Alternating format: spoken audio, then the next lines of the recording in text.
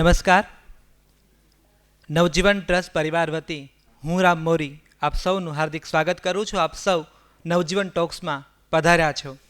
છેલ્લા 3 વર્ષથી આપણે નિયમિત મળીએ છીએ અને નવજીવન ટોક્સનો આ જે ગાંધી ઓટલો છે એના ઉપર ગુજરાતી ભાષાના ગણમાન્ય કવિઓને, લેખકોને, વિવેચકોને, અભ્યાસુઓને આપણે સાંભળ્યા છે. સાહિત્યનું કામ શું છે? એક્ઝામમાં માર્ક આપવા સિવાય પણ સાહિત્યનું કામ શું છે? તો સાહિત્ય આપણને એ સમજાવે છે કે જીવન જીવાય છે કેવી રીતે. ઘણા લોકો આ ધરતી પર સમય કાપે છે અને ઘણા લોકો જીવે છે. તો આ સાહિત્ય છે એ જીવન જીવવાની કળા વિશે વાત કરે છે. સાહિત્ય એ પણ છે કે જે ધમધમાટ ભર્યા મશીનોની વચ્ચે જીવતા આપણા સંસારને અચાનક એક અજાણા ફૂલ છોડનો પરિચય આપે. સાહિત્ય એ છે જ્યાં સતત મોબાઈલની ઘંટડીઓ વાગે છે અને તમારી બારીમાંથી એક કોયલનો ટહુકો અચાનક તમને સંભળાય છે અને ત્યારે તમને યાદ આવે છે કે કેટલા સમયે આજે કોયલનો ટહુકો સાંભળ્યો. સાહિત્ય એ પણ છે કે આમચૂર પાવડરથી પાણીપુરી ખાવા ટેવાયેલા ભૂલથી પણ કાચી કેરી અચાનક મોઢામાં આવીને આપણને સમજાય કે એક સ્વાદ આ પણ છે. આ સાહિત્ય છે જે સતત આપણને જીવનની વધારે નજીક લઈ જાય છે. તો આ સાહિત્ય સાથે રૂબરૂ થવાનો મૂળ અમારો પ્રયત્ન છે અને પ્રયત્નમાં એક હલેસું બહુ સુંદર આપણી વચ્ચે આવ્યું છે અને હલેસુનું નામ છે ડૉક્ટર આઈ કે વીજળીવાળા. તો હું સાદર ડૉક્ટર આઈ કે વીજળીવાળાને વિનંતી કરું કે આપ મંચ ઉપર પોતાનું સ્થાન ગ્રહણ કરો. આપણે તાળીઓના ગડગડાટથી ડૉક્ટર આઈ કે વીજળીવાળાને વધાવી લઈએ.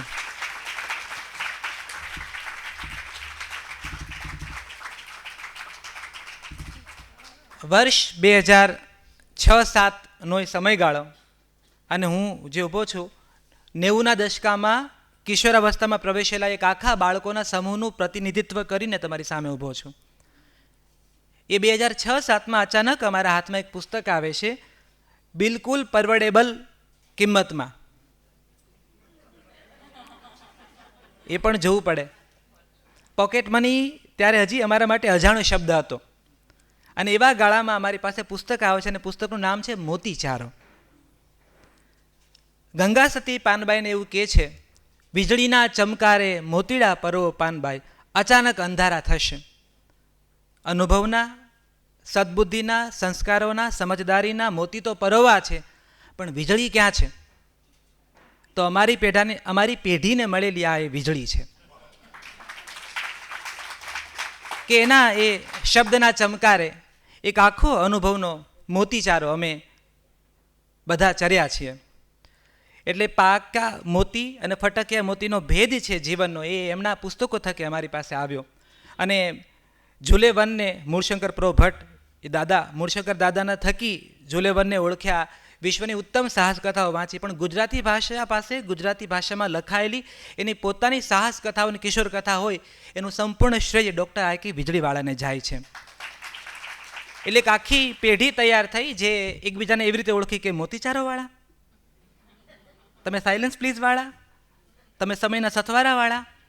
તો અમને થયું કે આવો આ વીજળીવાળા સાહેબને પકડીને લાવીએ, એમને બેસાડીએ ગાંધીજીના ઓટલા ઉપર, કારણ કે આ તો ગાંધીનો ઓટલો છે, બધાનો છે, અને એની પાસે જીવનનો હિસાબ લઈએ કે અમને તમારા સાહિત્યમાંથી આ જીવન જીવવાની જે કળા છે, તમારા જીવનમાંથી તબીબી સાથે એમનો વ્યવસાય જોડાયેલો છે અને ડૉક્ટરનો પહેલો વિષય માણસ છે, રોગ નથી, નિદાન નથી, માણસ છે. એની માણસ સાથે કામ પાર પાડે, જાત ભાત ને ભાત ભાતના એ બધા પાણીમાંથી એમણે જે તત્વ જોયું એ તત્વ એના સાહિત્યમાં પણ આપ્યું છે. તો એ અનુભવ વિશે અને ક્યાંક આપણી જિંદગી જીવી રહ્યા છે કે સમય કાપી રહ્યા છે એ પણ આપણને એની વાતોમાંથી જાણવા મળે. એમની બધી નવલકથાઓ, આ હું જરા કમર્શિયલ સેક્ટરમાં ઊભો રહીને વાત કરું છું કારણ કે એક પ્રકાશન સંસ્થામાં ઊભો છું. 3 વર્ષમાં એમની બધી જ નવલકથાની 4-1થી વધારે આવૃત્તિઓ થઈ ચૂકી છે. અને મોતીચારો એનો હિસાબ તો હું બોલતો જ નથી, એ હિસાબ તો પ્રકાશકોએ પણ બાંડી વાળ્યું છે. અમારા આર શેઠના ચિંતનભાઈ પણ ગણવાનું મૂકી દીધું છે કે કેટલી કોપીઓ પ્રકાશિત થઈ ને કેટલી વંચાય ને વેચાય. તો હવે હું મારું બોલવાનું સંકેરું છું અને એમને જગતના ચોકમાં ઊભા કરું છું કે આપ આવો વીજળીવાળા સાહેબ અને અમને જીવન જીવવાની આ જે કળા છે, તમારો અનુભવ વિશ્વ છે, તમારું અજવાળું છે ને તમારા છીપમાં પાકેલા એવા મોતી જે હજુ તમે કોઈને આપ્યા નથી, એ મોતી અમારા સુધી પહોંચાડો. ખૂબ આદર સાથે ડૉક્ટર આઈકે વીજળીવાળા.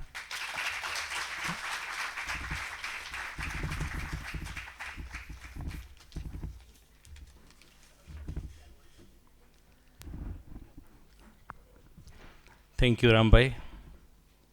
વડીલો, ભાઈઓ, બહેનો, મને હંમેશા આવી કોઈ જગ્યાએ જાઓ ને આવી રીતે કોઈ મારો પરિચય આપે ને ત્યારે હંમેશા શાહબુદ્દીનભાઈ રાઠોડ યાદ આવે.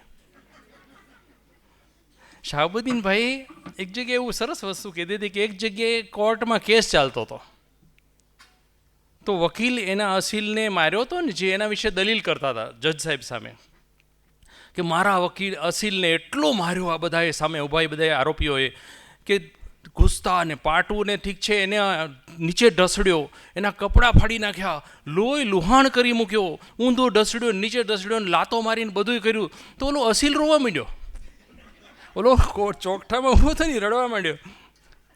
એટલે જજ કે ઉભા રહ્યો, તમે શાંતિ રાખો, હમણાં દલીલો બંધ કરો, તું કેમ રડેશ? કે તો કે મને આટલો બધો માર્યો હતો, આ તો મારા વકીલ સાહેબે કીધું ત્યારે ખબર પડી થઈ. એમ રામભાઈ કીધું ત્યારે ખબર પડી કે આપણે એટલું બધું કર્યું છે.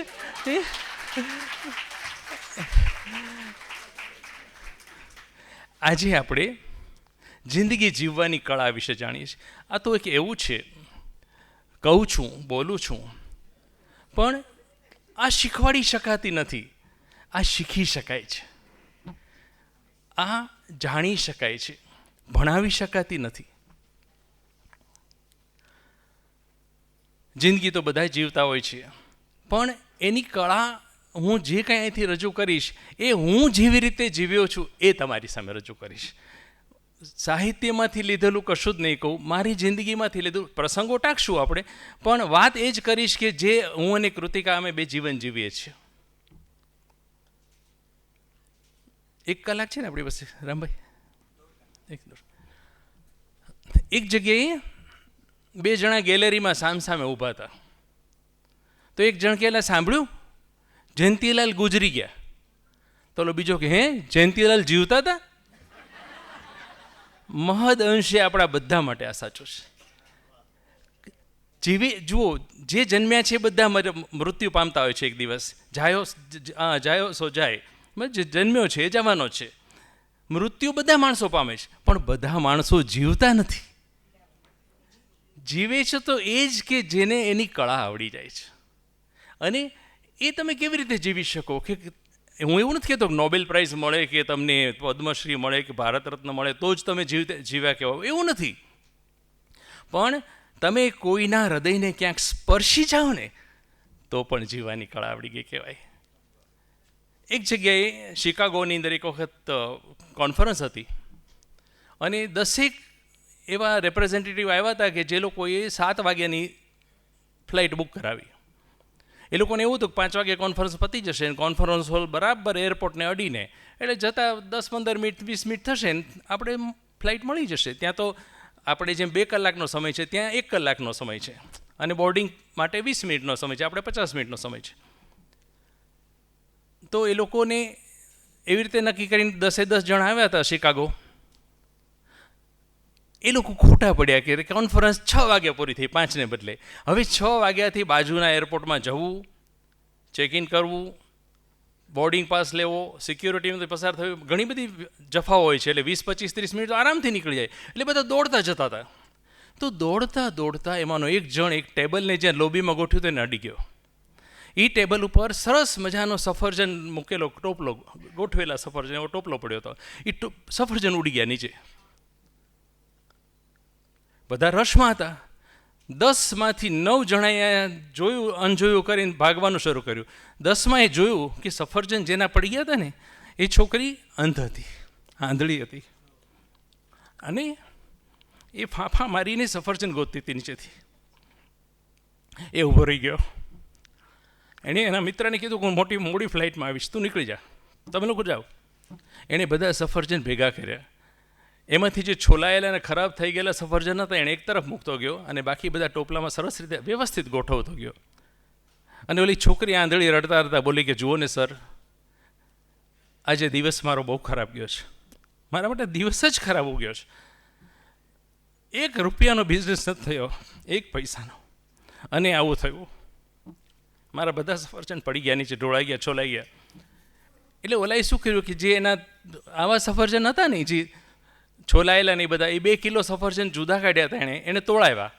એ કેટલા થયા આના? તો કે $1 કિલોના $10, $20 એણે આપ્યા નોટ, કે બેટા હવે તો તારા દિવસ ખરાબ નથી હો. ઓલી રડતી છોકરી તરત હસી પડી. એ કે ના sir, thank you so much, તમે મને મદદ કરી. ઓલો પાછળ ફરીને બીજી ટિકિટ તો લેવાની હતી રાતની ફ્લાઇટની, એ લેવા પાછો ફર્યો. તે પાછળથી ઓલી છોકરી બોલી કે એક્સક્યુઝ મી સર, તમે ક્યાંક ભગવાન તો નથી ને? બસ આ જીવન જીવવાની કળા છે. જાણીતા થાય, છાપામાં નામ આવે, એવોર્ડ્સ મળે, એ તો બધા જાણીતા થઈ જ ગયા, પણ આ બધા અનસંગ હીરોઝ છે કે જેની કોઈ નોંધ નથી લેતું ઈશ્વર સિવાય. એ જ્યારે આપણે બની શકીએ ત્યારે આપણે જીવ્યા કહેવાય.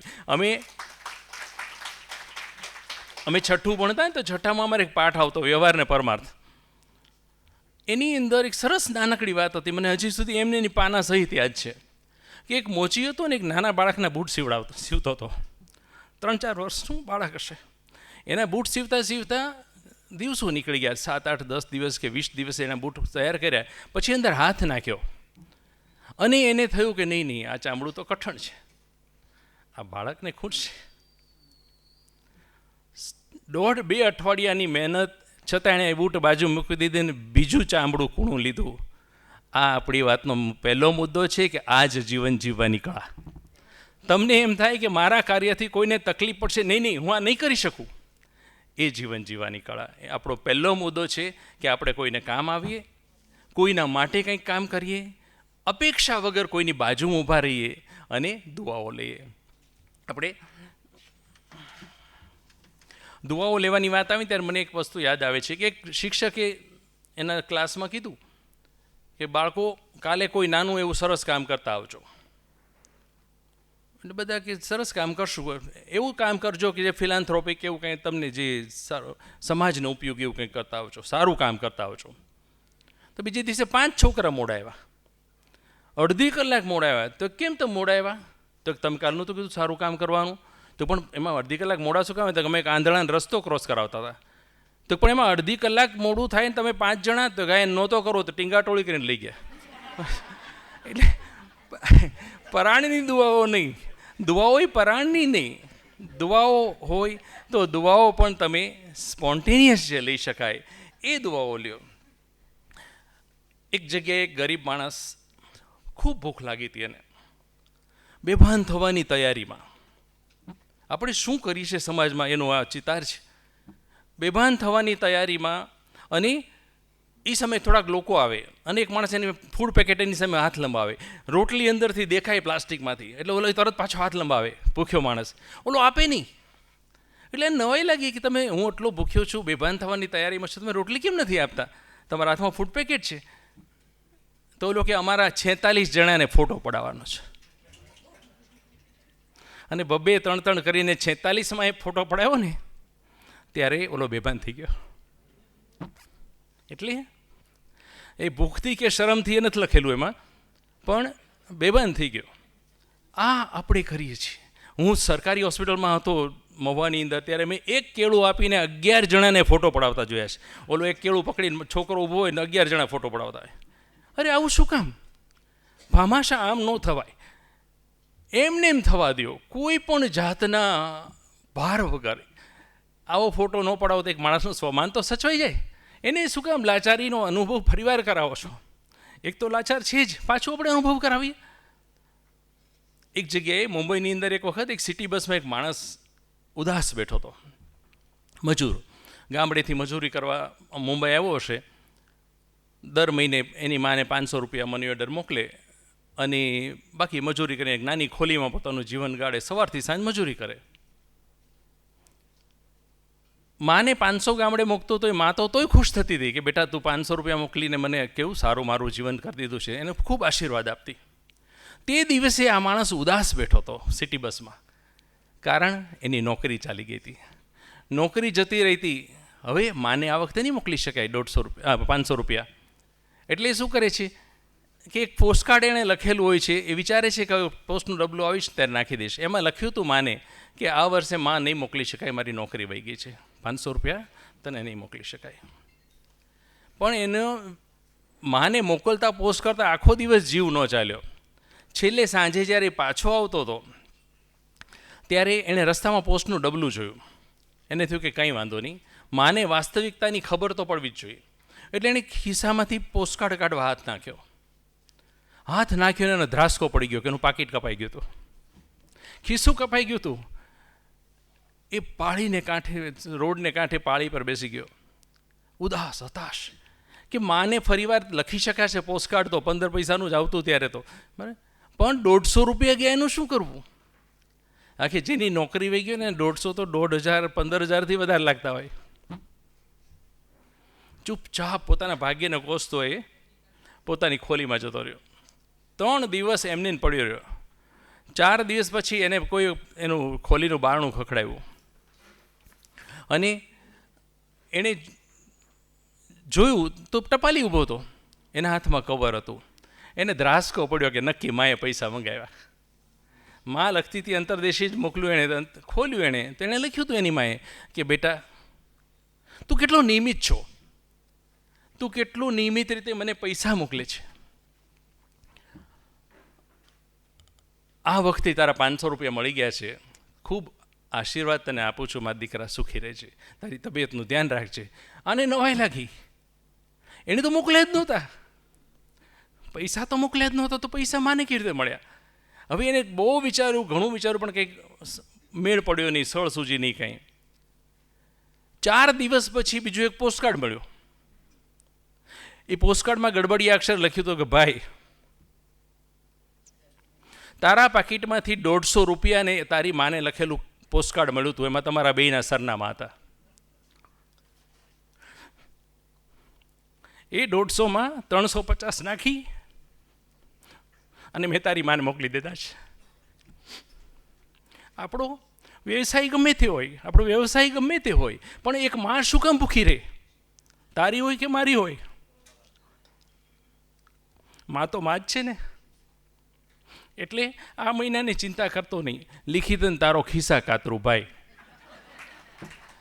એટલે વિચાર કરો કે આને જીવન જીવવાની કળા આવડી ગઈ ન કહેવાય? અનપેક્ષિત, તમે કોઈ જાતના અપેક્ષા વગર જ્યારે મદદ કરી દો છો ને, ત્યારે તમને જીવન જીવવાની કળા હસ્તગત થઈ જાય છે. અને આપવાનું હકીકતે ખિસ્સા કાતરું તો 350 કેમ આપ્યા છે ભગવાન જાણે, પણ આપવાનું જીવ જ નથી ચાલતો કોઈનો. એક બહુ અમીર માણસ હતો, એને એક વખત એક પત્રકાર લેડી મળવા ગઈ કે સર આપ બહુ અમીર છો, ખૂબ જ પૈસા છે, સમાજે આપને આટલા સફળ બનાવ્યા છે, આટલું બધું કમાયા છો, પણ તમે કોઈ જગ્યાએ દાન નથી કર્યું, મેં જોયું છે, તો તમે સમાજને કંઈક પાછું આપો. તો અમીર કે જુઓ બેન, મારા બેન છે, સગી બેન, એ વિધવા છે, એને 3 બાળકો છે. હવે બેનને કેન્સર થયું છે, એનો ભયંકર ખર્ચો આવે છે, એ તમને ખ્યાલ છે? તો કે નહીં સર, આ તો મને ખ્યાલ નહોતો. મારી પત્ની છે, એના મમ્મી છે, એને ન્યુરોનલ ઇલનેસ છે, મગજની બીમારી છે. મારા સસરા એની અંદર સાવ ખલાસ થઈ ગયા છે, એટલો ખર્ચો થાય છે. હવે બેંકરપ્ટ થઈ જશે, રોડ ઉપર આવી જશે એવી પરિસ્થિતિ આવી ગઈ છે, એ તમને ખ્યાલ છે? તો કે નહીં નહીં સર, સોરી, મને આ ખ્યાલ નહોતો, મેં પૂછી લીધું આપને, પણ મને ખ્યાલ નહોતો. હજી સાંભળ કે મારો દીકરો ને એની પત્ની બાજુના શહેરમાં એના કામથી રહે છે, એના દીકરાને સેરેબ્રલ પાલ્સી છે, એને એક કામ માટે ને એક ટ્રીટમેન્ટ માટે અમારે એટલું બધું એને ખર્ચાવવું પડે છે મારા દીકરાને ને એની પત્નીને, કે એ લોકોનું સંપૂર્ણ બચત તો ખલાસ થઈ ગઈ છે, હવે દેવું પણ એટલું બધું થઈ ગયું છે. તો કે સોરી સર, મેં આપની પાસે કીધું પણ મને માફ કરજો, મને આ બધી ખબર જ નહોતી. પણ હજી સાંભળ કે હજી જો હું એ ત્રણેયમાંથી કોઈને 1 પૈસો ન આપતું, તને હેનો આપું? એટલે આ માણસોને જીવ ચાલતો નથી, આપતા હોય ઘણું બધું, પણ ઘણીવાર જીવ જ નથી ચાલતો. એટલે જીવન જીવવાની કળા એ છે કે આપો, એવી રીતે આપો કે તમને જમણો હાથ આપે ડાબા હાથને ન ખબર પડે, અને એવી રીતે જીવો કે કોઈ વ્યક્તિ તમારું મદદ એક્સપેક્ટ ન કરતી એને મદદરૂપ થઈ ગયા. મેં તો હમણાં ભાવનગરની અંદર એક વખત જોયું હતું, આતાભાઈ પેલું અમારું એક સર્કલ છે ત્યાં એક જગ્યા, ત્યાં એક લારીવાળા ભાઈ જતા હતા, ખૂબ બધો લોડ, તો એક સ્કૂટરવાળા ભાઈ અને બિચારો ઘરડો માણસ, મજૂર વર્ગ, થાકેલો હારેલો, માલ ન્યુટ્રિશન, એ માંડ માંડ લારીને ધક્કો મારતો હતો. એક સ્કૂટરવાળો ઊભો રહીને એને ધક્કો મારવા માંડ્યો, એને લારી ઢાળ ચડાવવામાં મદદ કરી દીધું. આ જીવન જીવવાની કળા છે. આપણી આના માટે કોઈ કોર્સિસ કરવાની જરૂર નથી, ક્લાસીસ કરવાની જરૂર નથી, બસ સ્વેચ્છાએ અંદર ઉગવું જોઈએ કે બસ કોઈને કંઈ અપેક્ષા વગર મદદ કરવી છે, ત્યારે એ સિદ્ધહસ્ત થાય અને ત્યારે આપણા હાથમાં એ આવી જાય. ગણવેશધારી એક સૈનિક પરદેશના એક હોટલમાં, એ પરદેશની એક હોસ્પિટલના ઇમરજન્સી વિભાગમાં દાખલ થયો. એને જોઈને તો તરત જ એક નર્સ એને દોડતો હાથ પકડીને લઈ ગઈ અને એને એક ઘણા બધા નળીઓથી વીંટળાયેલા એક દાદા પાસે ઊભા રાખી અને એણે કીધું કે દાદા, તમે કહેતા હતા ને તમારો દીકરો લશ્કરમાં છે ને આજ આવવાનો છે, આવી ગયો છે. હજી નર્સ બીજું કાંઈ બોલે એ પહેલાં બીજા એક પેશન્ટની તબિયત બગડી, એટલે નર્સ દોડતી ત્યાં આવી ગઈ, દાદાને ત્યાં ઊભા રાખ્યા, એની બાજુમાં સૈનિકને ત્યાં ઊભો રાખી દીધો દાદા પાસે. દાદાએ આંખો ઊંચો કરીને જોવાનું ટ્રાય કરી, પણ હાર્ટ એટેકની અંદર ઘણી વખત બહુ મોર્ફિન ઘેન આપેલું હોય, એટલે માંડ માંડ થોડીક આંખ ખુલી, પાછી આંખ બંધ થઈ ગઈ. સૈનિકે દાદાનો હાથ પકડી લીધો અને થપથપાયો. એ પછી તો સૈનિક ત્યાં જ ઊભો રહ્યો. નર્સ થોડી ફ્રી થઈ એટલે એણે ખુરશી લાવી આપી, બેસી ગયો બાજુમાં. સાંજ પડી, રાત પડી. સૈનિક દાદા થોડી થોડી વાર આંખ ઊંચો કરીને આનો ચહેરો જોવા પ્રયાસ કરે, પણ ઘેનના ભરેલા પોપચા પાછા બંધ થઈ જાય, અને એ સમયે સૈનિક એનો હાથ પ્રેમથી દબાવે ને થપથપાવે. એ સમયે દાદાની આંખના ખૂણેથી આંસુની ધાર ચાલે. સૈનિક એના બરછટ હાથથી લૂછી નાખે. બસ આ જ ક્રમ ચાલતો રહ્યો. રાતના 3 વાગે નર્સે આવીને કીધું કે સર, તમારે થોડી વાર આરામ કરો, હું ધ્યાન રાખું છું. પણ ઓલો સૈનિક તો આ બધાથી ટેવાયેલા હોય, કપરી પરિસ્થિતિથી, એ કે નહીં, મારે કંઈ સૂવું નથી, હું બેઠો છું. સવારે 6 સુધી દાદા આંખ ખોલે, સૈનિક એનો હાથ થપથપાવે, આંખમાંથી આંસુ નીકળે ને સૈનિક બરછટ હાથથી લૂછી કાઢે. અને એ લૂછી કાઢે ત્યારે દાદાના મોઢા પર એક આછું હાસ્યની લકીર આવી જાય. આ ક્રમ ચાલતો જ રહ્યો સવાર સુધી. 6:30 દાદાનું હાર્ટ બંધ પડી ગયું, શ્વાસ બંધ થઈ ગયો. એટલે સૈનિકે નર્સને બૂમ પાડી. નર્સે અને ડ્યુટી ડૉક્ટરે બે ખૂબ મહેનત ખૂબ કરી એની હૃદય શરૂ કરવાની, પણ થાકેલું બીમાર હૃદય પાછું શરૂ ન થયું. હોસ્પિટલની ઔપચારિકતા પતાવીને નર્સ સૈનિક પાસે ખરખરો કરવા માટે આવી, પોતાની વેદના વ્યક્ત કરવા માટે આવી. હજી નર્સ કાંઈ બોલે પહેલાં સૈનિકે, નર્સ, દાદા કોણ હતા? તો કે અરે, તમારા પપ્પા નહોતા? તો કે નહીં, મારા પિતા તો નહોતા. તો માફ કરજો, મારાથી ભૂલ થઈ ગઈ. તો કે કંઈ વાંધો નહીં, મને ખબર હતી તમારાથી ભૂલ થઈ ગઈ છે, પણ મેં જોયું કે એ સમયે એક વૃદ્ધ માણસ જે મોતની કગાર ઉપર ઊભો છે, એને એક દીકરાની તમન્ના છે જોવાની, અને એનો દીકરો પહોંચી નથી શક્યો અથવા પહોંચી શકે એમ નથી, એને મારા હાથની જરૂર હતી, મેં આપ્યો. બસ, થેન્ક યુ. આને નર્સ એને જોઈ રહી કે પોતાના કાર્યક્ષેત્રની બારે ઘણી ફરજો આપણે અદા કરવી જોઈએ ને, એ જ જીવન જીવવાની કળા. આ જ તમે કરી શકીએ, આપણે કોઈ કરી શકીએ, કોઈ પણ જાતના સ્વાર્થ વગર. અને સૈનિક નીકળીને જતો રહ્યો પોતાના પેલામાં, કોઈ પણ અપેક્ષા વગર જ્યારે આપણે કોઈ માટે કામ કરીએ છીએ, ત્યારે આપણને જીવન જીવવાની કળાનો એક પોર્શન હસ્તગત થઈ ગયો ગણાશે. હું ગામડામાં મોટો થયો છું. સાવ મારા ગામની વસ્તી 2000 હતી, 2000 વસ્તીના ગામ, એટલા નાનકડા ગામમાં હું મોટો થયો છું. રામભાઈ ગામડામાં જ મોટા થયા, ખબર હશે કે 50 વર્ષ પહેલાં મને યાદ છે કે ગામડામાં કોઈ વ્યક્તિને તકલીફ પડતી તો આખું ગામ ભેગું થઈ જતું ને એકબીજાને મદદ કરતું. શું છે, બોલને, તું હારી હું જાય છે, હું બેઠો છું ને, આપણે આ બેઠા છે, તું શું કામ ઢીલો પડી ગયો છે. 40 વર્ષ પહેલાં કે 35 વર્ષ પહેલાં શું થયું ખબર છે કે જ્યારે એમ કહે ને કે ફલાણા ભાઈને આપણે મદદ કરવી છે, તો પ્રશ્ન શું પૂછાવા લાગ્યો, એ ક્યાં આપણા સગા છે. આટલો ફેર પડ્યો.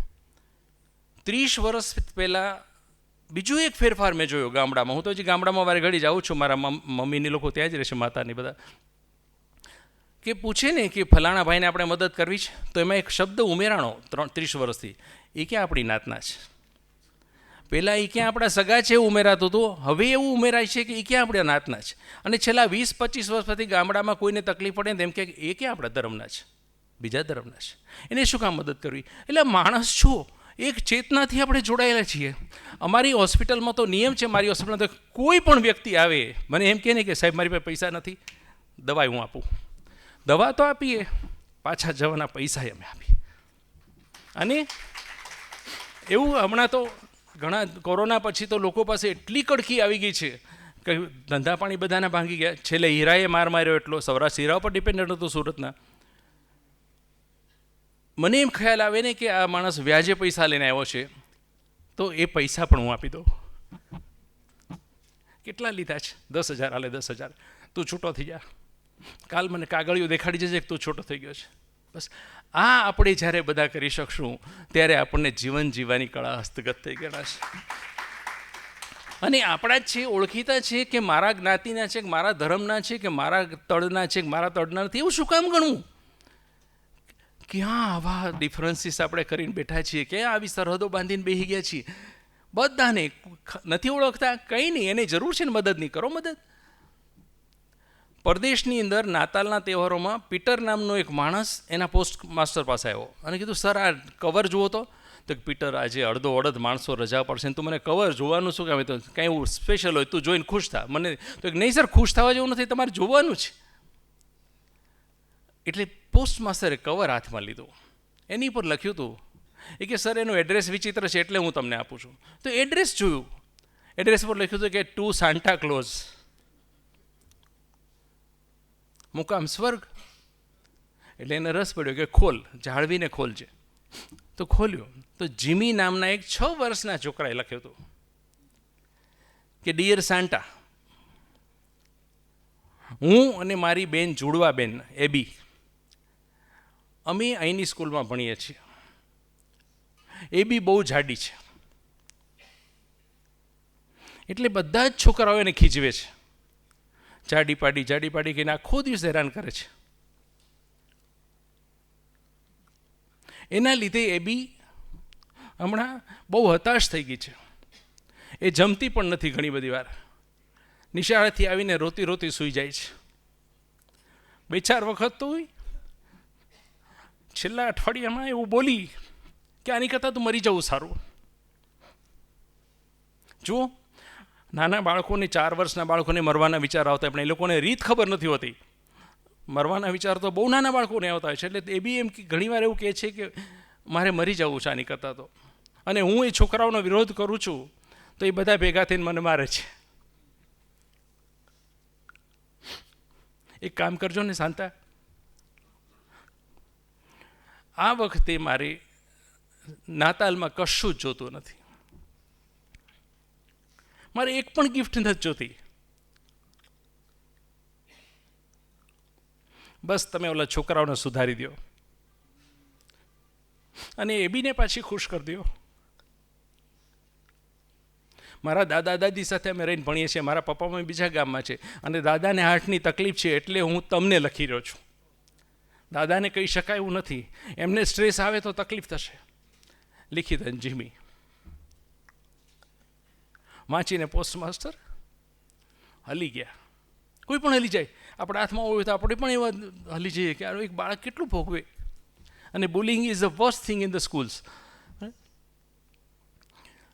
એટલે પોસ્ટમાસ્ટર ઊભા થઈ જાય, પીટરને કહે તું સંભાળજે બાકીનું બધું, હું આવું હમણાં. એ ત્યાં શેરીફ પાસે ગયા. શેરીફ એના મિત્ર હતા. શેરીફને આ ગંભીર વસ્તુ લાગી એટલે શેરીફ અને પોસ્ટમાસ્ટર બંને ત્યાંના પ્રિન્સિપાલ પાસે ગયા. પ્રિન્સિપાલને ગંભીર લાગ્યું, કારણ કે રેગિંગ તો ક્યાંય પણ ખરાબ જ વસ્તુ છે.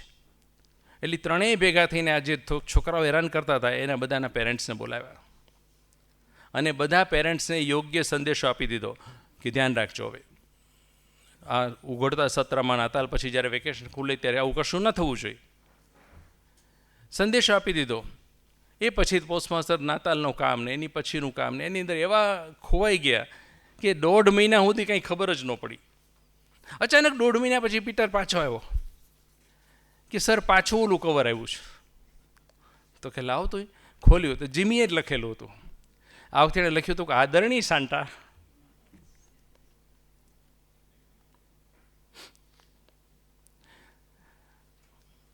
મને શંકા હતી ગઈ વખતે તમને કાગળ લખ્યો ત્યારે કે મારું કાગળ તમને પહોંચશે કે નહીં પહોંચે, પણ અમારું પોસ્ટલ ડિપાર્ટમેન્ટ બહુ સોલિડ છે. એણે તમને તમારી સુધી આ પહોંચાડી દીધો કાગળ. હવે એ બી ખુશ રહે છે. પહેલાં છોકરાઓ ડાયા થઈ ગયા છે, એ બી રોજ જમે છે. હવે ક્યારેય આપઘાત કરવાનું બોલતી નથી, અને ક્યારેક તો ગીત પણ ગાતી હોય છે, અને એમાંથી અમુક છોકરાઓ સાથે એને ફ્રેન્ડશિપ પણ થઈ ગઈ છે. એક વાત પૂછું સાંટા, આ તમે કર્યું ને, થેન્ક યુ વેરી મચ. અને હું તમને એક વિનંતી કરીશ આજે, આ થેન્ક્સ મારે કેમ તમને થેન્ક યુ કેવી રીતે કહી શકાય? આજ પછી મારે નાતાલમાં કશું જ જોતું નથી. બસ આપણે બધાય કંઈ પણ ઓળખતા ન હોય, જાણતા ન હોય એવા વ્યક્તિને પણ મદદ કરી શકીએ, ના કરી શકીએ? એ જ જીવન જીવવાની કળા છે. સગા હોય ત્યાં તો સૌ આપે, કારણ કે પાછું લેવું હોય. આપણે કોઈના પહેલાં લગ્નમાં મેં ગામડામાં જોયું છે કે એણે કેટલો ચાંદલો કર્યો હતો, 50, તો આપણે 50 કરો. એણે 150, તો આપણે 150નો કરો, કારણ કે પાછું જોઈએ છે. આ લેવડ દેવડનો ધંધો થઈ ગયો છે આપણા સંબંધોએ, પણ એ સંબંધ એવો ધંધો ન હોય, એવો સંબંધ છે ને, એ સંબંધ અદ્ભુત હોય. હું 1999ની સાલમાં માન્ચેસ્ટર ગયો હતો ક્લિનિકલ ટ્રેનિંગ માટે. તો આપણે કઠણાઈ કેવી છે બધાય જાણતા હશે, પરદેશ જતા હશે, કે રાતના 2 કે 3 વાગે જ ફ્લાઇટ ઉપડે. એટલે આપણે એક તો લોંદા જેવા ત્યાં જ થઈ ગયા હોય, પાછા ઉતરી ત્યારે વહેલી સવાર હોય ત્યાં. આખી વેસ્ટમાં જાઓ એટલે 5-10 કલાક માઇનસ થાય. એટલે હું 7 વાગે સવારે ઉઠ્યો, અહીંથી 4:30 ઉપડ્યો હતો, અને ત્યાં હું માન્ચેસ્ટર પહોંચ્યો તો સવારના 7 વાગ્યા હતા, 0 ડિગ્રી ટેમ્પરેચર. ભાઈ આપણે 45માંથી ગયા હોઈએ, એટલે એ આપણને ખબર ન હોય ને, આપણા કપડાં ત્યાં પાછા ચાલે નહીં ગરમ હોય તે. તો હજી હું ઉતરીને સામાન લેવા જાઉં પહેલાં મને યાદ આવ્યું કે મારા ત્યારે મને છે ને દૂરના ચશ્મા હતા. ઈશ્વરની કૃપાથી મને દૂરના નજીકના 2 ચશ્મા હવે જતા રહ્યા છે, પણ ત્યારે મને દૂરના ચશ્મા હતા. તો મને કશું જ બોર્ડ દેખાય નહીં, -1 નંબર 2 તરફ હતા. એટલે કોઈને પૂછીએ ને તો કોઈ જવાબ સરખો આપે નહીં. અને આ મારો અનુભવ છે, ખોટો હોત માફ કરજો બધા, કે આપણે હંમેશા એક વસ્તુ માર્ક કરજો કે આપણે ત્યાં જઈએ ને તો ત્યાં જે ભારતીયો વસી ગયા છે ને એ આપણને હલકા ગણે હંમેશા. ખોટો હોય તો માફ ક્ષમા કરજો, પણ આ મારો અનુભવ રહ્યો છે હંમેશા આખી દુનિયામાં ફરું છું ને ત્યારે, કે ત્યાં જે ભારતીયો રહેતા હોય ને એ લોકોને ભારતના માણસો પ્રત્યે સહેજ આપણને નફરત છે એવું દેખાય આવે. મેં માંડ કન્વેયર બેલ્ટ કયો છે ગોત્યું, પૂછપરછ ઉપર પૂછીને હું ત્યાં પહોંચ્યો. એમ માન્ચેસ્ટરમાં કેવું છે કે ઉપરના માળે એરપોર્ટ, વચલા માળે બસ સ્ટેશન, અને સૌથી ભોંયતળિયે ટ્રેન, રેલવે સ્ટેશન. તો મારે રેલવે સ્ટેશનમાં જવાનું હતું, ટ્રેન પકડવાની હતી.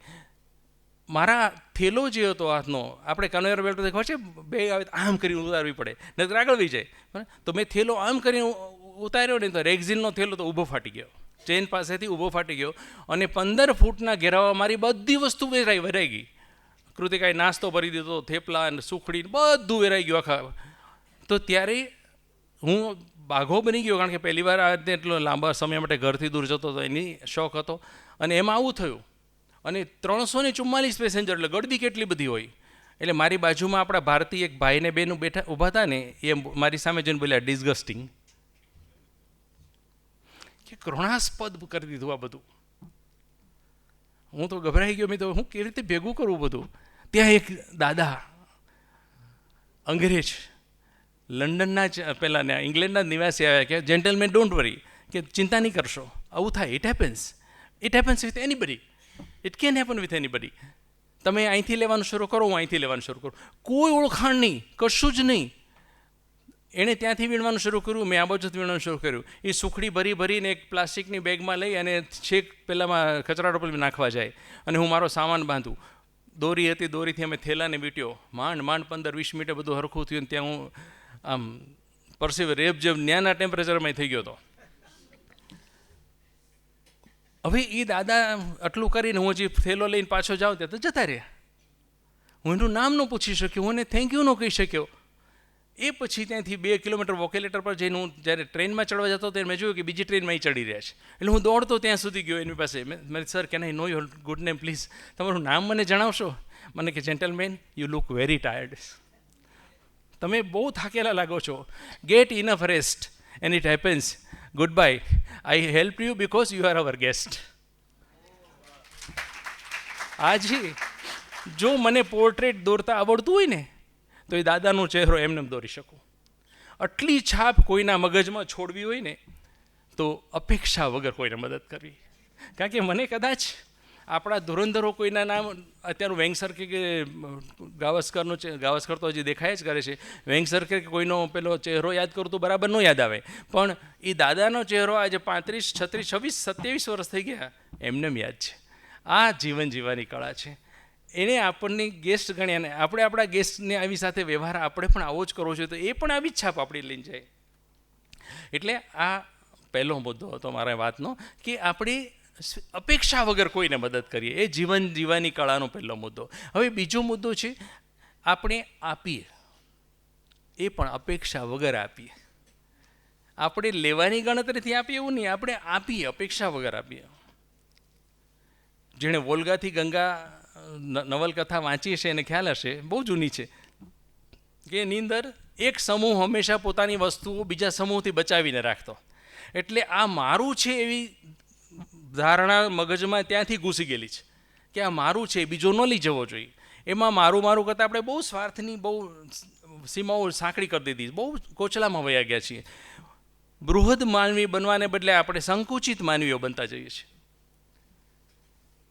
એટલે શું થાય છે કે આપવાની વસ્તુ આવે ને ત્યારે આપણે સેજ હાથ પાછો પડે છે. હું એક એવા વ્યક્તિને જાણું છું કે દર શિયાળે મારી ગાડીમાં પાછળ ધાબળા પડ્યા હોય હંમેશા શિયાળામાં. એટલે જે કોઈ હું નીકળીએ કૃતિકા ત્યારે જે કોઈ ગરીબ દેખાય કે થથરતું દેખાય તે ધાબળો નાખતા જવાનો, ફોટો પડાવવાનો નહીં કોઈ દિવસ. અમારે એક ભાઈ એવા છે કે એણે એક દિવસ એને કીધું તું એલા દર વર્ષે આટલા ધાબળા આપે છે તો હું આજ નીકળું. એ રાતે ગયા સવારે મને કે મને તો કોઈ ગરીબ દેખાણું જ નહીં. એટલે કારણ કે તમે છોડી શકો છો ખરા, છોડી શકો તો જ થાય. અને પાછું આપણે શું કરીએ ખબર છે કે ત્વરિત લાભ લેવા માટે, થોડોક લાભ લેવા માટે આપણે કંઈક આપતા હોય છે લોકોને. લાંચ જેને કહેવાય, લાંચ સ્વરૂપે આપતા હોય છે, જે આપણું દૂષણ છે અત્યારે. બરાબર, એ પણ જીવન જીવવાની કળાનો એક નેગેટિવ પોઈન્ટ છે કે જો એમાં સપડાયા તો પૂરું થઈ ગયું. એક માણસને ત્યાં યમરાજા પધાર્યા. એટલે યમરાજાને જોઈને કે પ્રભુ હું તો હજી 25 વર્ષનો છું, મારે અત્યારે આવવાનું? તો કે હા ભાઈ તારો સમય થઈ ગયો પણ હજી 30 મિનિટની વાર છે, તારા સમય મુજબ મૃત્યુ થાય.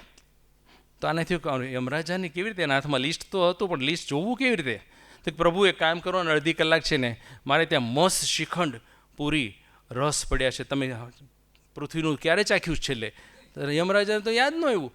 એ કે તો લાઈ મૂક, આપણે 30 મિનિટ છે જ તે. એટલે બરાબર પીરશું ને યમરાજા ખાઈને કે હું 15 મિનિટ નેપ લઈ લઉં, ઊંઘ આવે જ, આપણો શ્રીખંડને પૂરી ખાઈ દો.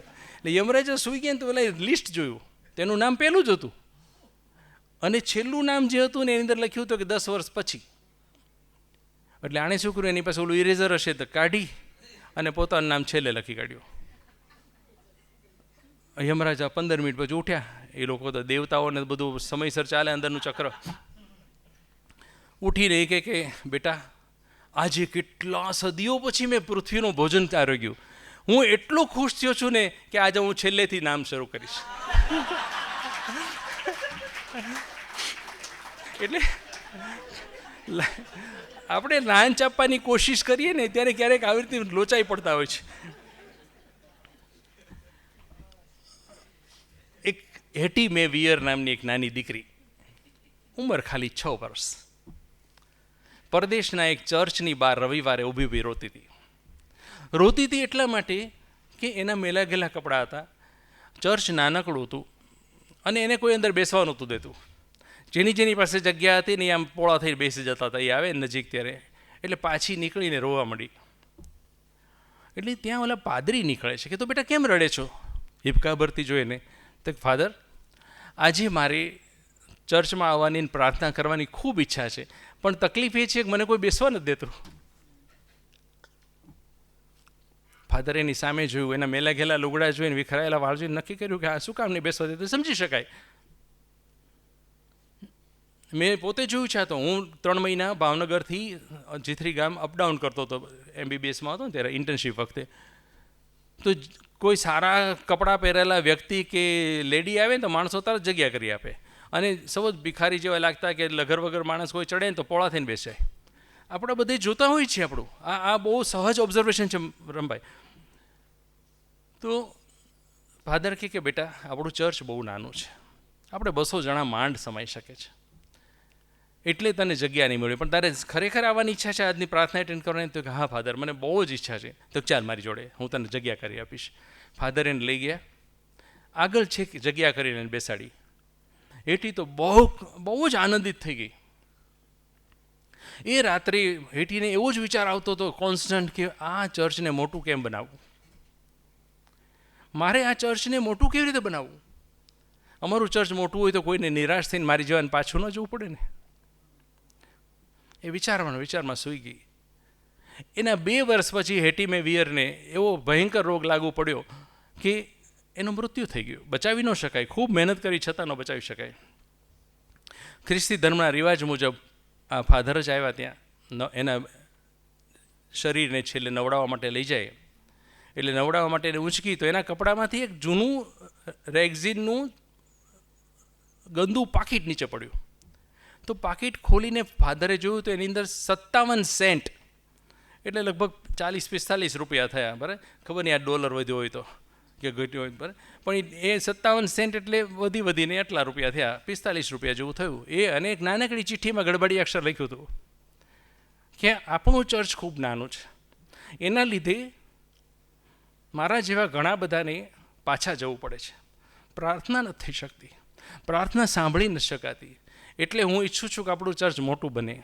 એના માટે 2 વર્ષથી આ પૈસા બચાવું છું. 2 વર્ષમાં એને ખાલી આટલા સેન્ટ જ બચાવ્યા હતા. 57 સેન્ટ. ગરીબ દીકરી જેને કપડાં નથી, ખાવાનું નથી, એને કેમ બચાવ્યા હશે? ફાધર હલી ગયા. ત્યાં હાજર બધાને ખૂબ રડવું આવી ગયું જોઈને, સાંભળીને. અંતિમ ક્રિયા પતી પછી ફાધર એના પિતાને કહે કે હું આ લઈ જાઉં, કાલ હું આ ચર્ચમાં વાત કરીશ. તો એના પિતાએ કાગળ અને 57 સેન્ટ આપી દીધા. બીજી રવિવારે ફાધરે વાત કરી કે જુઓ, આ દીકરીની વાત તમને કહું છું, તમે સાંભળીને ભૂલી નહીં જતા, આ વિચારમાં રાખજો અને આ તમારા મગજમાં રાખજો અને હૃદયમાં રાખજો કે આ આપણે જરૂરિયાત છે. હવે નસીબ જોગે તે દિવસે એક પત્રકાર ત્યાં હાજર. પત્રકારો સારું કામ એ ઘણું કરતા હોય છે.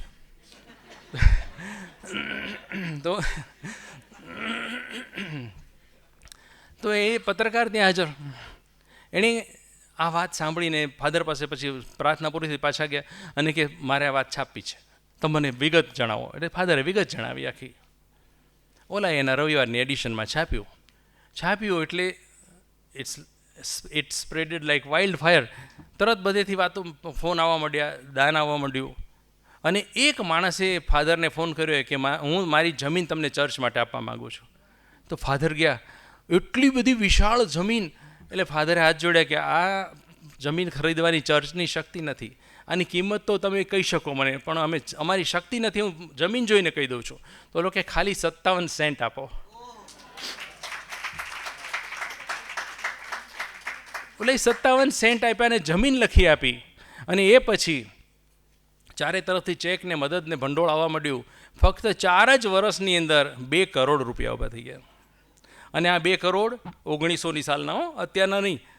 એટલે અત્યારે તો અધધ થઈ જાય ને, એટલું બધું. કારણ કે હું 1978માં ભણતો ત્યારે ડોલરના 9 રૂપિયા હતા.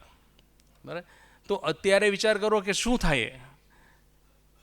અને એ ભંડોળમાંથી આજે ફિલાડેલ્ફિયા શહેરની અંદર ટેમ્પલ બાપ્ટિસ્ટ ચર્ચ નામનું ચર્ચ ઊભું છે. એની સિટિંગ કેપેસિટી છે 3300. એની બાજુમાં જ તે ટેમ્પલ યુનિવર્સિટી છે કે જેમાં હજારો બાળકો ભણીને સ્નાતક થયા છે અને હજી ભણી રહ્યા છે. અને એની જોડે આવેલી આ જ ફંડમાંથી બનેલી ગુડ સમારિટન હોસ્પિટલ કે જ્યાં બાળકોની હોસ્પિટલ છે, ત્યાં હજારો લાખો બાળકોને જીવતદાન મળ્યું છે. એક 57 સેન્ટ નિસ્વાર્થ ભાવે શું કરી શકે? આજે એ ચર્ચમાં હેટી મે વિયર અને ફાધર ક્રોમવેલનો ફોટો ત્યાં જ છે એના એક રૂમમાં. 57 સેન્ટ ખાલી કરી શકે, પણ ક્યારે? બીજા માટે વિચાર કર્યો. એટલે બીજાના માટે અપેક્ષા વગર, મારે નથી જોતું કાંઈ, કોઈને તકલીફ ન પડે. એના માટે. એટલે જ્યારે આપણે અપેક્ષા વગર આપતા શીખી જશો ને, આની જેમ અપેક્ષા વગર કંઈ કરતાં શીખી જશો ને, ત્યારે યાદ રાખજો કે આપણે જીવન જીવવાની કળાનું લેક્ચરે નહીં સાંભળવું પડે. એ આવડી જ ગઈ, હસ્તગત થઈ ગઈ. આપણી વાતનો ત્રીજો મુદ્દો છે, આપણે 2 મુદ્દા લીધા, આપીએ, કોઈની બાજુ ઊભા રહીએ, અને ત્રીજો મુદ્દો આપણો છે કર્મનું ધ્યાન રાખીએ. જો તમે બધા પ્રબુદ્ધ નાગરિકો છો, મારે તમને કર્મ અંગે કંઈ સમજાવવું ન હોય. હરીશભાઈ તો મને કર્મ અંગે આખું બધું બધા મારે જાણવું છે, નહીં કરતાં 10 ગણું જાણતા હશે, બરાબર. પણ કર્મનું ચક્ર એવું છે કે હંમેશા એની અંદર ધ્યાન રાખવું પડે કે જો એમાં કંઈ ખરાબ થઈ ગયું તો તમે ચક્રના દાંતામાં ફસાઈ ગયા. ગમે એટલો સંઘર્ષ થાય, તમે સત્કર્મની આંગળી ન છોડો તો તમને જીવન જીવવાની કળા આવડી ગઈ. મેં હમણાં એક જગ્યાએ વાંચ્યું હતું કે बस कर्म तुम्हारा कल होगा, और कर्म अगर सच्चाई है तो कर्म कहाँ निष्फल होगा. हर एक संकट का हल होगा वो आज नहीं तो कल होगा. लोहा जितना तपता है उतनी ही ताकत भरता है. सोने को जितनी आग लगे उतना प्रखर निखरता है. हीरे को जितनी धार लगे उतना खूब चमकता है. मिट्टी का बर्तन पकता है तो धुन पे खूब खनकता है. सूरज जैसा बनना है तो सूरज जितना जलना होगा. नदियों सा आदर पाना है तो पर्वत छोड़ निकलना होगा. और हम आदम के बेटे हैं, क्यों सोचे राह सरल होगा. कुछ ज़्यादा वक्त लगेगा लेकिन संघर्ष जरूर सफल होगा. वो आज नहीं तो कल होगा. કર્મ અગર સચ્ચાઈ હે તો કર્મ કહાં નિષ્ફળ હોગા. કર્મનું ચક્ર એવું છે ને કે એની અંદર તમે સાચું કરો તો તમને સારું જ મળે હંમેશા, ક્યારેય નકામું ન મળે. હું બોટાદ ગામની બાજુમાં કુંડળ ગામ છે, ત્યાંના સ્વામીજીએ મને મારા પુસ્તક વિમોચન માટે પરાણે બોલાવ્યો હતો કે આવો ના આવો, મારે જ તમારા મનનો માળોનું વિમોચન કરવું છે. તો હું એકલો જતો હતો, કૃતિકાને તે દિવસ સ્કૂલ નથી એટલે હું એકલો જતો હતો. તો વલભીપુર ગામ વટ્યું ને ભાવનગરથી, ત્યાં મારી ગાડીમાં પંચર પડ્યું. મને ત્યારે ગાઉટનો સખત દુખાવો હતો, હું આંખો ન વળી શકું, ગોઠણ પણ વળી ન શકું. હવે વ્હીલ કેમ બદલવું? ત્યાં જવાનો સમય થઈ ગયો, મારી ગાડી અટકીને ઊભી છે. ત્યાં 2 જણા બાઇકવાળા ઊભા રહી ગયા કે વિજુળા સાહેબ. મેં તો હા. શું થયું ભાઈ, તમે ઓળખો છો મને? મને કે આગળ જાઓ સાહેબ. એણે વ્હીલ બદલી દીધું, પછી કીધું તમે મારા દીકરાની એમને દવા કરી છે. कर्म अगर सच्चाई है तो कर्म कहाँ निष्फल होगा. हर एक संकट का हल होगा वो आज नहीं तो कल होगा. એટલે કર્મના ચક્રમાં એક યાદ રાખવું જોઈએ કે રાજા હતો પહેલાં. ત્યારે તો એક રાજાની જ વાત હતી, હવે તો ઘણા બધા રાજાઓ છે. એક રાજા હતો, એટલો બધો અયાશ કે ખરાબ ધંધા જ કરવાના, લોકોને હેરાન કરવાના, મારવાના, દીકરીઓને ઉપાડી જવી, ખોટા કરવેરા નાખવા, લોકોને હેરાન કરવા, આજુબાજુના રાજ્યોને હેરાન કરવા. એની પાસે એટલું મોટું લશ્કર હતું કે જેની તેની ઉપર ચડાઈ કરવી. એટલે લોકો તો ત્રાસી ગયા હતા. એમ ભગવાનને પ્રાર્થના કરતા હતા કે આને હવે પૂરો કર, એની જિંદગી પૂરી થાય એની માટે લોકો પ્રાર્થના કરતા હતા. અને આજુબાજુવાળા રાજાઓએ પ્રાર્થના કરતા હતા કે ભગવાન આનેથી હવે અમને બચાવો. આ હાહાકાર વચ્ચે લોકો બધા જીવતા. તેમાં અચાનક એક દિવસ રાજ્યે ઢંઢેરો પીટાયો કે ભાઈ હવેથી રાજ્ય તરફથી કોઈને કનડગત નહીં રહે. રાજ્ય હવે લોકો માટે જ અને લોકોને સુખાકારી માટે જ કામ કરશે. વધારાના કરવેરા દૂર થઈ જશે. આપણું રાજ્ય કોઈ ઉપર ચડાઈ નહીં કરે. કાયદાનું કામ નિષ્પક્ષ રીતે કરશે. લોકોને થયું કે આ ખોટું જ છે, આ માણસ આવું કરે જ નહીં કોઈ દિવસ. આપણને રાતે કોઈ ઉઠાડીને કે આપણા દેશમાંથી ભ્રષ્ટાચાર ખતમ થઈ ગયો, માનો કોઈ? નો જ માની શકાય. એવું માને, આ લોકો માને જ નહીં. એટલે લોકો માનતા નહોતા. પણ આ વખતે પહેલી વાર એવું બન્યું કે લોકો ખોટા પડ્યા. રાજા ખરેખર સુધરી ગયો હતો. બધા કરવેરા વધારાના નાબૂદ કરવામાં આવ્યા હતા. લોકોની રંજાડ બંધ થઈ ગઈ. કાયદાનું કામ નિષ્પક્ષ રીતે કરવા માંડ્યો. વારે ઘડી જ આ રાજ્ય બીજા પર ચડાઈ કરતું હતું એ બંધ થઈ ગયું. બધું જ શાંતિથી ચાલવા માંડ્યું. ને થોડા જ વખતમાં 6, 7, 8 મહિનામાં તે લોકો પાછો રાજાની ઉંમર વધે એના માટે પ્રાર્થના કરવા માંડ્યા. લોકો લોટકા જેવા હોય, એક ખુરશી ના હોય. આજુબાજુવાળા રાજાઓ શાંતિથી જીવવા માંડ્યા. બધા હવે રાજા બહુ લાંબુ જીવીને સરસ આ શાસન ચાલે એવું કહેવા માંડ્યા. હવે રાજાનો એક પ્રધાન હતો. એ પ્રધાન લૂચો, બહુ જ લૂચો, એના મગજમાં ખરાબ વિચારો ને ખરાબ પ્લાનિંગ જ આવ્યા કરે. એને નવાઈ લાગે કે રાજા સુધરી કેવી રીતે ગયો, એ જાણવું તો પડે, પણ સીધું પૂછવાની હિંમત નહોતી ચાલતી. એક દિવસ નિરાતે અટારી પર, મહેલની અટારી પર રાજા બેઠો હતો ને બાજુમાં પ્રધાન આવીને બેઠો. એણે પૂછી લીધું કે મહારાજા તમારામાં સુધારો આવ્યો કેવી રીતે એટલો બધો? નહીંતર આપણે બધાને હેરાન કરવાની કેટલા પ્લાનિંગ કર્યા છે આપણે તો જોડે. તો કે ભાઈ એ બધું પૂરું થઈ ગયું. હું તને એક વાત કરું, તે દિવસે હું એકલો શિકારે ગયો હતો. અને મેં જોયું કે એક ડાઘિયો કૂતરો એક શિયાળની પાછળ દોડતો હતો, અને એ પાછળ દોડીને એણે શિયાળને એના બખોલમાં જાય એ પહેલાં પાછલો પગ પકડીને તોડી નાખ્યો ડાઘિયાએ. શિયાળ બચી ગયું, પણ એનો પગ કાયમ માટે ખરાબ થઈ ગયો, તૂટી જ ગયો. અને મારા ઘોડાના ડાબલા સાંભળ્યા એટલે ડાઘિયો આગળ દોડવા માંડ્યો. હવે ડાઘિયો આગળ, મારો ઘોડો પાછળ. અમે એક પાદરે પહોંચ્યા, તે એક માણસ ઘોડા પરથી ઉતરીને ચલમ પીતો હતો. એણે ડાઘિયાને સામે આવતો જોયો. હમણાં જ કૂતરાઓનો ત્રાસ છે એવું નથી ત્યારે હતો. એટલે એણે ગભરાટથી એક મોટો પથ્થર લઈને ડાઘિયાને માર્યો, અને બરાબર ડાઘિયાનો પાછલો પગ જ તૂટી ગયો. એટલે ડાઘિયો ભસ્યો, એને દરદ થયું એટલે ભસ્યો, ને ભસીને માણસ ઉપર કૂદવા ગયો, પણ માણસ ઉપર ન કૂદી શક્યો, કારણ કે એનો પગ ભાંગી ગયો હતો. એને બદલે ઘોડાની બાજુમાં પડ્યો. તો આટલા મોટા ડાઘિયાને, હાઉન્ડને એની બાજુમાં પડતા જોઈને ઘોડો ભડક્યો. એણે પાછલો પગ ઉલાડ્યો, પાછલા પગે લાત મારી તેના માલિક બાજુમાં ઊભો તો એના પગ ઉપર વાગીને એનો એ જ પગ તૂટી ગયો જે ડાઘિયાને તૂટી ગયો હતો. એટલે કે આ થયું ત્યાં આટલો મોટો ડાઘિયો બાજુમાં પડ્યો એટલે લાત મારીને ઘોડો ભાગ્યો, ઘોડો ભડક્યો. ઘોડો આગળ જઈને ખાડામાં પડી ગયો.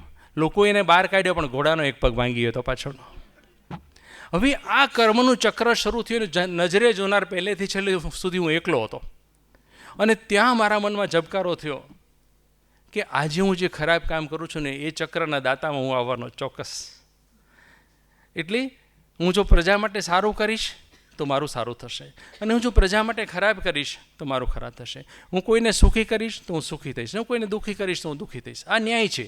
એ મને ત્યારે સમજાઈ ગયું. એટલે આ બધું ફેરફાર થયો, અને મારે તમને બધાને જાણ કરવી હતી, પણ સમય જ ન મળ્યો, કારણ કે લોકો માટે એટલા બધા કામ કરવાના હજી બાકી છે. પ્રધાન કે પણ મહારાજ કદાચ આપણી પર કોઈ અટેક કરે તો કે આપણી પર કોઈ એટેક કરશે તો આપણું લશ્કર રક્ષણ કરવા માટે સમર્થ છે, કે વાંધો નથી, પણ આપણે કોઈ ઉપર એટેક હવે નહીં કરીએ. એટલે પ્રધાન કે ઠીક છે. એમ રજા લઈને નમતો પાછો ગયો. એના મનમાં વિચાર આવ્યો કે હવે જો રાજાને રાજકારણમાં અને લશ્કરોમાં રસ નથી રહ્યો તો એને અત્યારે મારી નાખીએ ને તો બાજુવાળો રાજા આ રાજ્ય ઉપર આવી જાય, અને એણે મને આમે કીધું છે કે આ મોટો શિરપા આવશે ને મને મુખ્ય પ્રધાન બનાવી દેશે. રાજ્યનો મુખ્ય પ્રધાન, રાજનો એ સમયનો. એ વિચાર કરતાં કરતાં પ્રધાનને રાજા સામે ફરીવાર જોયું ને એમ થયું કે બસ આને તો હવે મારી નાખવા જેવો છે. એની સાથે પ્રધાન એક પગથિયું ચૂકી ગયો, નીચે પડ્યો, મરી ગયો. કર્મનું ચક્ર. કર્મ યાદ રાખજો, નાનો કે મોટું. આ તો મેં ખાલી વાર્તા કરી. કર્મ છોડતું નથી ક્યારેય.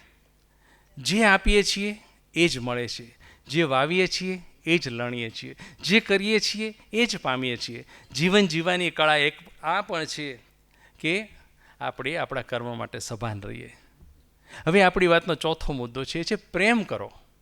જુઓ, પ્રેમ એટલે અહીંયા પ્રેમ હું બહુ બૃહદ સેન્સમાં લઉં છું કે એ માતા પિતાનો દીકરા માટે હોઈ શકે, સંતાનો માટે હોઈ શકે, સંતાનોનો મા બાપ માટે હોઈ શકે, પુરુષનો સ્ત્રી માટે હોઈ શકે, સ્ત્રીનો પુરુષ માટે હોઈ શકે, માણસનો એના દેશ પ્રત્યે હોઈ શકે, જવાનોનો એના દેશ પ્રત્યે હોઈ શકે, શહીદોનો દેશ પ્રત્યેનો પ્રેમ હોઈ શકે. કોઈ પણ પ્રેમ કરો, પણ દિલથી પ્રેમ કરો, ઉપર છલ્લો નહીં કરો.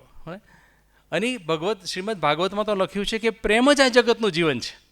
આ જગતના જીવનનો એસેન્સ જ પ્રેમ છે. ઓમકાર પ્રેમ છે, છંદ પ્રેમ છે, નાદ પ્રેમ છે, પુરુષ પ્રેમ છે, પ્રકૃતિ પ્રેમ છે. આપણે જે ઓક્સિજન વાતાવરણમાંથી લઈએ છીએ પ્રકૃતિનો આપણા તરફનો પ્રેમ છે. મોટો ભાઈનું શર્ટ નાનો ભાઈ પહેરીને નીકળી જાય બહાર, એ પ્રેમ છે. પ્રેમ વગર આપણું જીવન જ શક્ય નથી. નાનો ભાઈ બેન સાથે રીસાય, એ ભાઈનો પ્રેમ છે. અને એ જ બેન પાછો એને મોબાઈલ લઈ આપે તો એ મોબાઈલ પ્રેમ છે, એ વસ્તુ નથી. આપણે ભગવાન પાસે જઈને હાથ જોડીને ઊભા રહીએ છીએ આંખ બંધ કરીને, એ ભગવાન માટેનો આપણો પ્રેમ છે. એટલે પ્રેમ, ગુલઝાર સાહેબે બહુ સરસ રીતે લખેલું છે કે પ્રેમને કોઈ બંધન નામ કંઈ આપવાની જરૂર નથી. પ્રેમને વ્યાખ્યાયિત જ ન કરી શકાય. નૂર કી બૂંદ હૈ સદીઓ સે બહા કરતી હૈ, સિર્ફ અહેસાસ હૈ યે રૂહ સે મહેસૂસ કરો. એ મહેસૂસ કરવાની વસ્તુ છે. એને છદ્માવરણ બધા ચડાવો નહીં, એને એમને રહેવા દો પવિત્ર. અને આપણા દરેક ઘરમાં જો પ્રેમ વ્યાપી જાય ને તો આખું વિશ્વ પ્રેમમય થઈ જાય.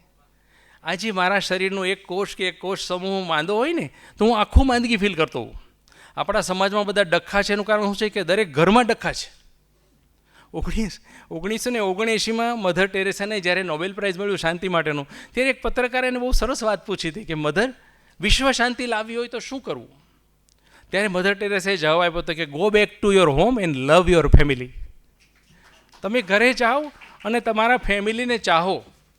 આટલું જ કરીએ તો મને લાગે છે કે જગતને પ્રેમમય બનતા કેટલી વાર. આપણા શરીરનો એક એક કોષ સાજો હોય તો આપણે સાજા હોઈએ, આખું શરીર સાજું હોય. એમ એક એક ઘર જો સારું હોય, શાંતિમાં હોય, પ્રેમમય હોય તો આખું વિશ્વ પ્રેમમય હોય.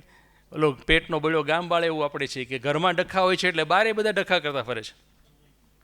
ઓલા પત્ની યારે ઝઘડીને નીકળ્યો હોય, 10 જણા રસ્તામાં સ્કૂટર જતો હોય ને બાંધતો જાય. ડખો સવારમાં ઘરમાંથી હોય. એટલે આ વસ્તુ યાદ રાખવી જોઈએ આપણે કે આદર અને પ્રેમ એ કુટુંબની અંદર જો આવડી જાય આપણને મેન્ટેન કરતા, તો મને લાગે આપણને જીવન જીવવાની કળા આવડી ગઈ. કારણ કે ત્યાંથી જ બધું શરૂઆત થાય છે. યુનિટ છે સમાજનું. અને આદર આપવાની તો વાત બાજુમાં રહી. આપણે તો તમે બધા જાણતા જ હશો, ઘરે ઘરની કહાણી જોઈ છે કે એકબીજાને ઉતારી પાડીએ છીએ બહુ જ. એક બેન શાકભાજી લેતા હતા, એનો પતિ કહેવાય કેટલી વાર જલ્દી કરીને, મારે ઓફિસ જવાનું મોડું થશે. તો તમે બોલતા જ નહીં હો, ઉતાવળમાં તમને આ પડાય ગઈ, હવે શાકભાજીને છેતરાવું નથી. હવે આમાં ઘરની અંદર પ્રેમ આવે તો ક્યાં આવે? તમે એકબીજાનું આદર તો કરો. આપણે આદર જ નથી કરતા. એક બેન એના પતિને પૂછ્યું કે સપોઝ કોઈ બીજો પુરુષ મારા રૂપનો પ્રશંસા કરે અને હું ખુશ થાઉં તો મને પાપ લાગે? તો ના ના, નો લાગે. કોક ખોટું બોલે એમ તને એની પાપ લાગે. આપણે એનો આદર જાળવવાનો છે, એને બદલે ઉતારી જ પાડવાના. અને જો ઘરે ઘરની કહાની હશે કે લોકો, એટલે બધાના ઘરમાં ન હોય પણ જ્યાં જોયું ને આપણે જોયું હશે કે પતિને જેનો શાક ભાવતું હોય દર ત્રીજે દિવસે પત્ની બનાવે છે. અને બનાવે, ચાલો બનાવે કે એને પોતાને ભાવતું હોય તો બનાવે, પણ જો પતિ નહીં પીરસે થોડુંક. એક ભાઈ આવી જ રીતે 3 દિવસ સળંગ રીંગણાનું શાક જોઈને કંટાળી ગયા કે તું રોજ રીંગણા હું કામ બનાવે છે?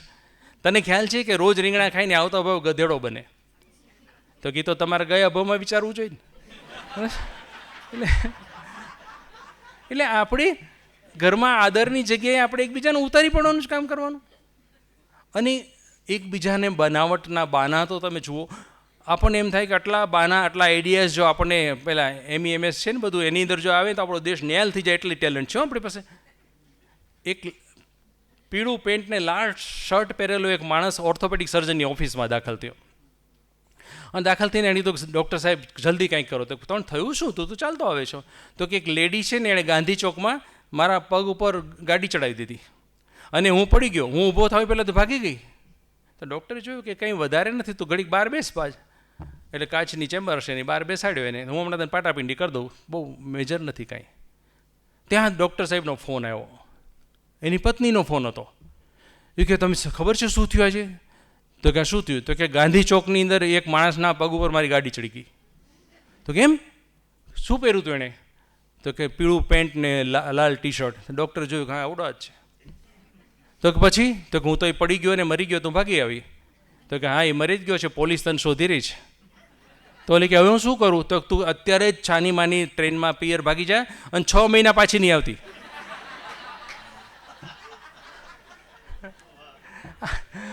આમાં કઈ જીવન જીવવાની કળા? આ તો મોરને શરમાવે એવી કળા છે બધાની. એટલે જીવન જીવવું હોય ત્યારે આપણે આપણા માણસોને, આપણા ઘરના વ્યક્તિઓને આદર આપવો જોઈએ, માન આપવું જોઈએ, એમને ઉતારી પાડવાનું જોઈએ. એનાથી છુટકારો જો કે ને કહેવાય મને થોડી સ્પેસ આપો, હું એકલો થોડા દિવસ જતો હોઉં. પણ આવા બહાના થોડા કઢે, પણ આવું જોઈએ છીએ આપણે. બીજી એક વાત હું હંમેશા જ દરેક જગ્યાએ કહેતો હોઉં છું કે દરેક કુટુંબમાં, દરેક ઘરમાં એક સમય તો બધાએ સાથે જમવું જોઈએ. આપણામાં કહેવત છે કે જેના અન્ન જુદા એના મન જુદા.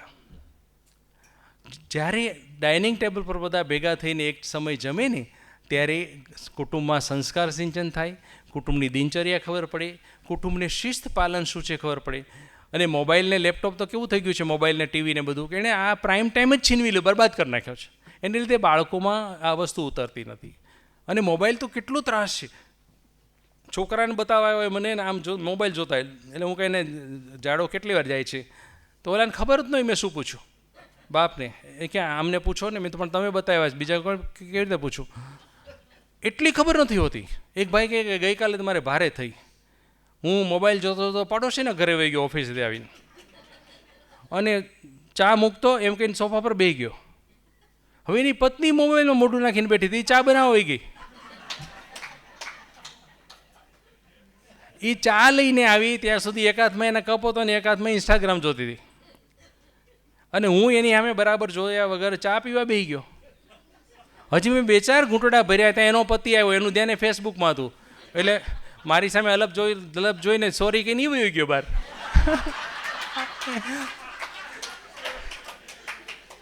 હવે ઘરને ન ઓળખી શકે, ઘરવાળા ન ઓળખી શકે, એ મોબાઈલ સંસ્કાર સિંચન તો ક્યાંથી થવા દે? જીવન જીવવાની કળા તો આમાં સાઈડમાં રહી જાય. પાણી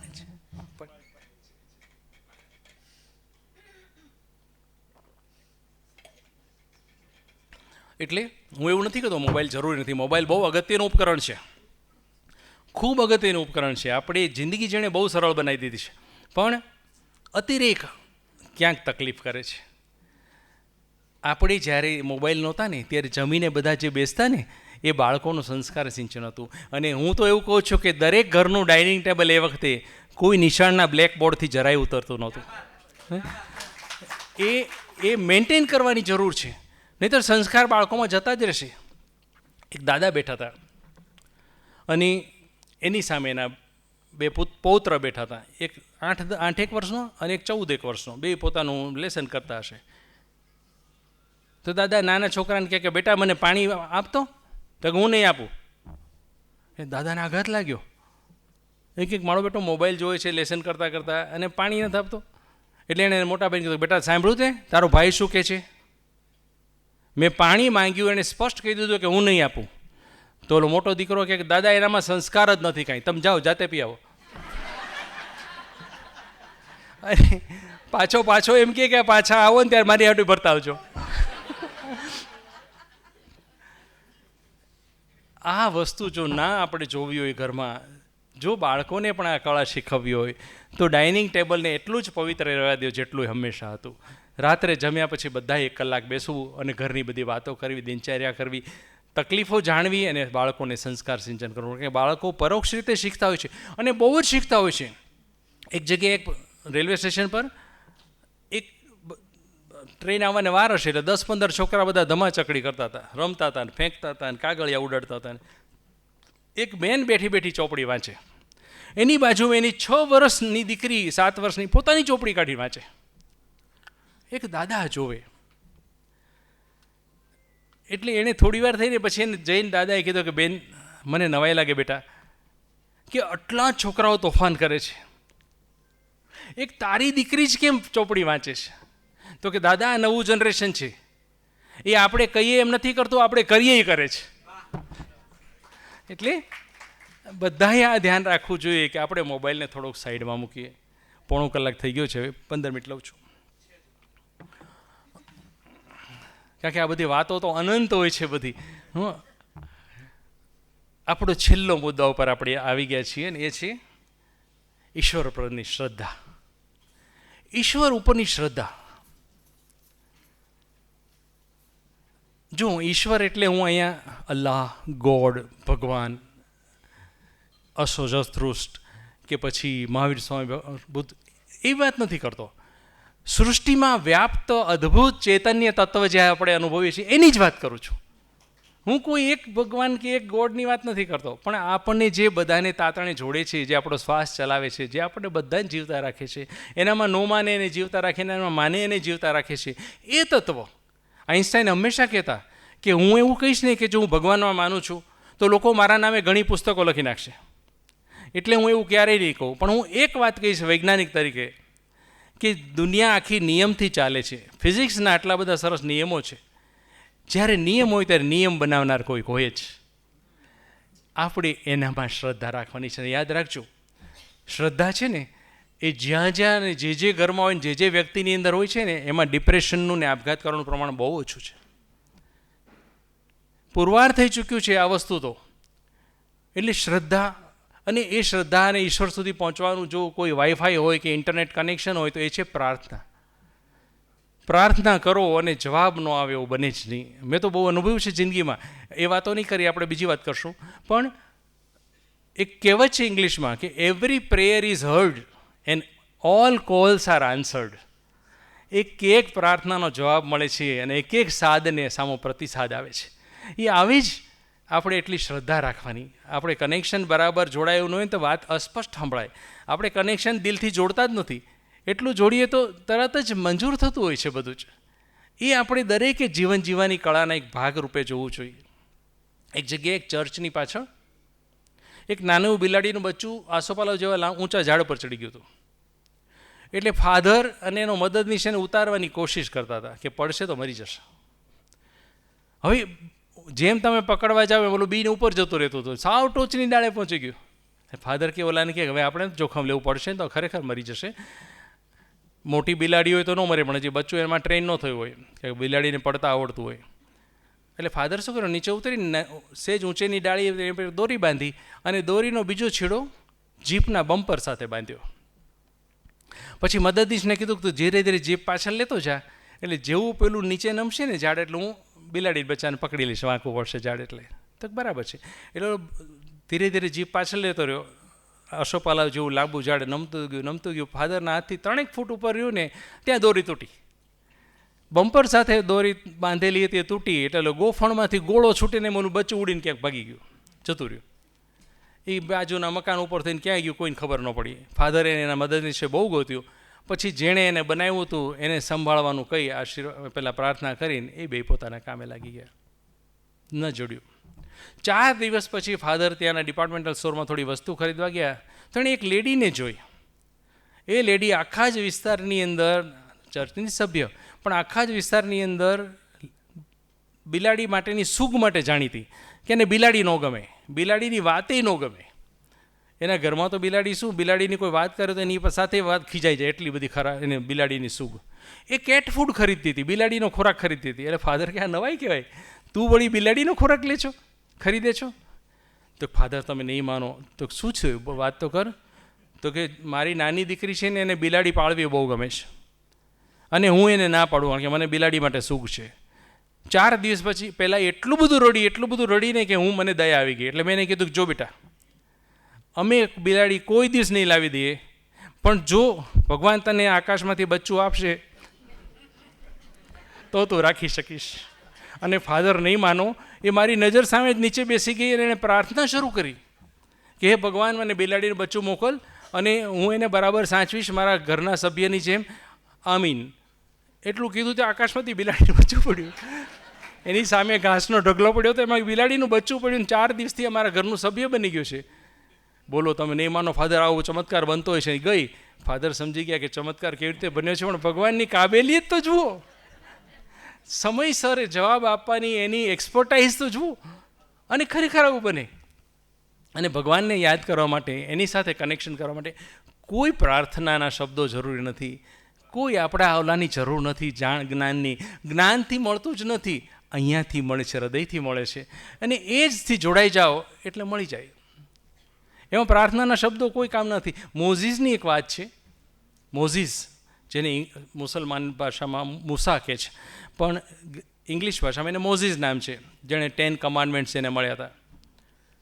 મોઝીસ એક વખત મુસાફરી કરતો હતો, એને ત્યારે 10 કમાન્ડમેન્ટ્સ ઓલરેડી મળી ગયા હતા. પ્રાર્થના કેમ કરવી, કેવી રીતે વાત કરવી, એ બધું શીખી ગયો હતો એ. તો સાંજ પડી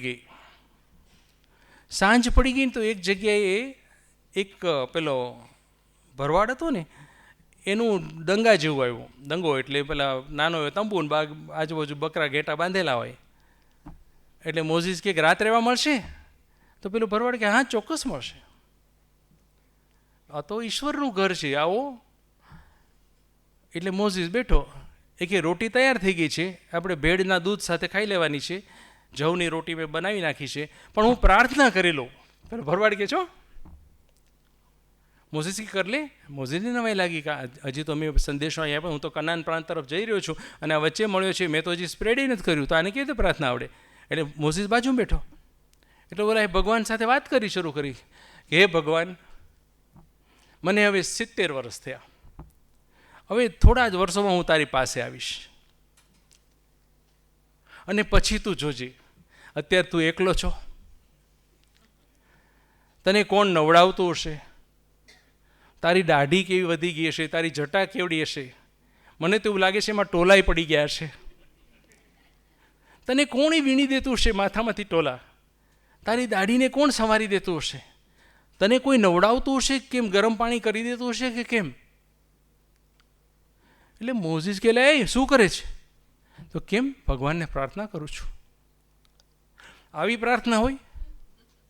ટોલા પડી ગયા હશે, તને તારી દાઢી વધી ગઈ છે, તારા વાળ વધી ગયા છે, આવું ભગવાનને કહેવાય? તો કેમ ન કહેવાય?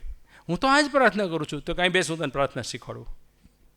એટલે મોઝીસે એને 10 કમાન્ડમેન્ટમાંથી જે પ્રાર્થના ઉતરી હતી, પ્રાર્થનાના શબ્દો શીખવાડ્યા અને બરાબર સવાર સુધી ગોખાયા. અને સવારે મોઝીસ રવાના થયો.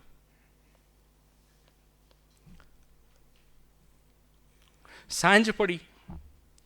મોઝીસ જે પર્વત ઉપર પહોંચ્યો ત્યાં તો કડાકા ભડાકા ઉપરથી ગડગડાટ વીજળીની બાજુમાં ચમકવા માંડી.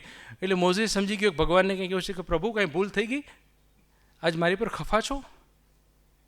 તો કે હા, ઉપરથી અવાજ આવ્યો. તો શું થઈ ગયું?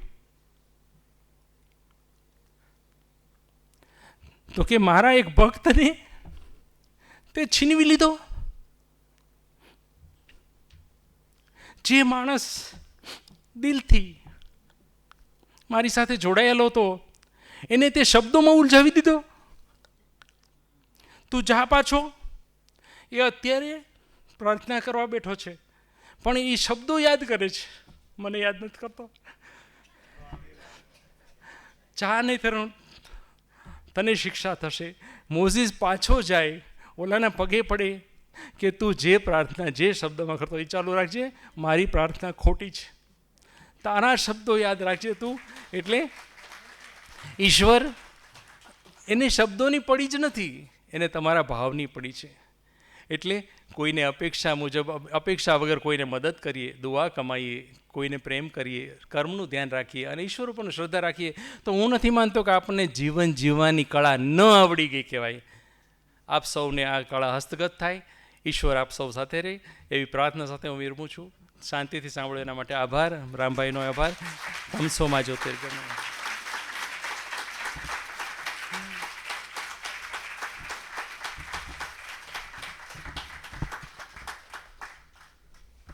કાળની કેડીએ સમયના સથવારે આ મનના માળામાં બેસીને મોતીચારો આપણે બધાએ કર્યો.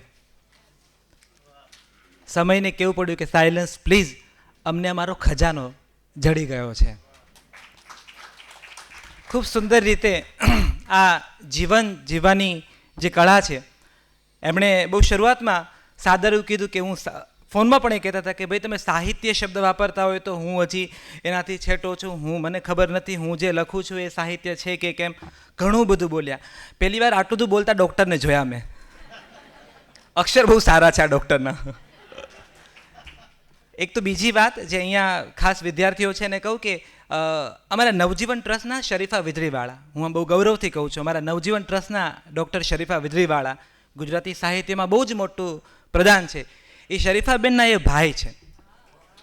એટલે આ પણ એક જુદી ઓળખ છે. હું શરીફાબેનને, એક આખું ગુજરાતી વાચક વર્ગ એવો છે શરીફાબેનને એવી રીતે ઓળખે છે કે આ ડૉક્ટર આઈ કે વિધરીવાળાના બેન છે.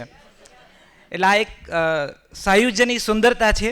અને એક જ ફળિયામાં, એ સણોસરાના એક જ નાનકડા એ ઘરમાં અભાવને સ્વભાવમાં લાવ્યા વગર ઉછરેલા બે આવા લેખકો ગુજરાતી સાહિત્યને મળ્યા છે. એટલે એમની શરીફા વિધરીવાળા લિખિત બાની વાતો વાંચો અને એમની સાયલન્સ પ્લીઝ વાંચો, એટલે સાથે રાખીને એક અભ્યાસનો વિષય છે. તો ખૂબ મજા પડી. અને ખાસ તો એક એમનો એવો એમની ઈચ્છા પણ હતી કે મારે વાચકો સાથે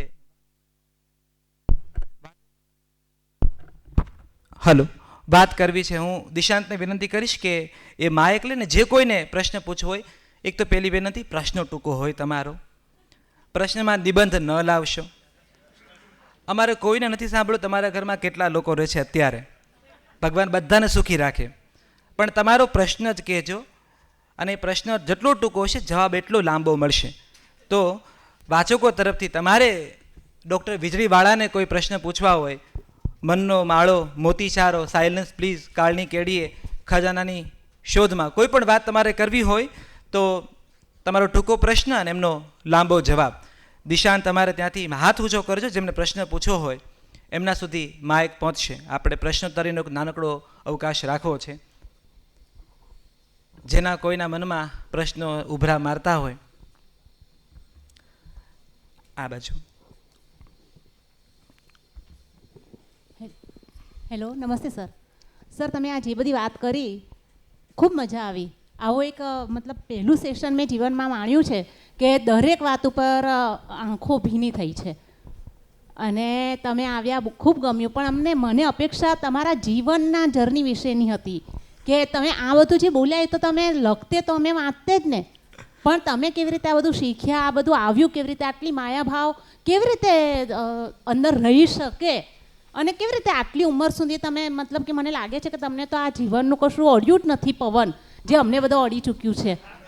તો સર, મને તો ખૂબ અહોભાવ છે તમારા માટે, પણ તમારી લાઈફની જર્ની વિશે અમારે જાણવું હતું. એ અમને તો કંઈ ના મળ્યું.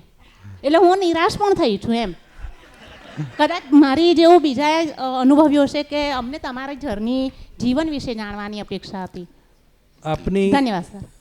આપને ક્યારેય કશું વાગ્યું હોય, કારવ્યું હોય એવું બન્યું છે? એકાદ હાડકું તૂટ્યું હોય ક્યારેય, ભગવાન ન કરે, પણ જો જેને આવો અનુભવ થયો હશે એની જ્યારે એ વાત નીકળે ત્યારે એક સબાકો મનમાં ઉઠે. આપણને તરત જ પીડા યાદ આવે એ સમયે. ભલે આપણે ભોગવીએ નહીં એ સમયે, પણ એ આપણા અંતરમને જે ભોગવી યાદ આવી જાય. અમારી બાળપણની પીડા એટલી બધી હતી કે હું બોલી જ નથી શકતો એના વિશે. એટલે મેં આજે રામભાઈ ના પાડી હતી કે હું મારા વિશે વાત નહીં કરું, કારણ કે એટલું ખરાબ પરિસ્થિતિમાં અમે મોટા થયા છીએ. 10x10ની ઝૂંપડી ઉપર પતરા. મેં એકેય ઉનાળાનો એકેય દિવસ ઘરમાં નથી કાઢ્યો. કાં બહાર લીમડા નીચે, કાં બેંકનું ખાલી પેલું પડ્યું હોય, કાં પોસ્ટ ઓફિસનું ખાલી પડ્યું હોય, બપોર વચ્ચે બંધ હોય, ત્યારે એ તડકા નિવારવા માટે અમે ત્યાં મોટા થયા છીએ. ઘરમાં નહીં, ઘર તો ખાલી 5 ફૂટ ઊંચું હતું, ઝૂંપડું હતું માટીનું બનેલું, એની પર પતરા હતા, અને એ પતરા પણ એવા હતા કે દર ચોમાસે ઉડી જાય, અને અમે રાત્રે ગોતવા નીકળીએ, નકર આખી રાત ભીંજાવવું પડે. હવે આ બધી એટલી પીડાની વાતો હતી ને કે એ જો કહીને મારે તમને, હું રોડતો જાઉં, તમે રડતા જાઓ, એ મજા ન આવે. મેં ભાઈને જ કીધું, મેં તો હું મારા સાહિત્ય સિવાય કોઈ પણ વિષય વાત કરીશ. મારું સાહિત્ય કેવી રીતે રચાયું, હા, હું હીરાના ખજાનો, બિંબો મદની, એ બધા વિશે વાત કરી શકું, પણ સાયલન્સ પ્લીઝ વિશે વાત કરવાની થાય કે મારા લખેલા સાહિત્ય વિશે વાત કરવાની થાય તો મારી તેવડ નથી હું બોલી શકું. હું ટાઈપ કરતો ત્યારે મારું લેપટોપ મારે આઘું રાખવું પડે.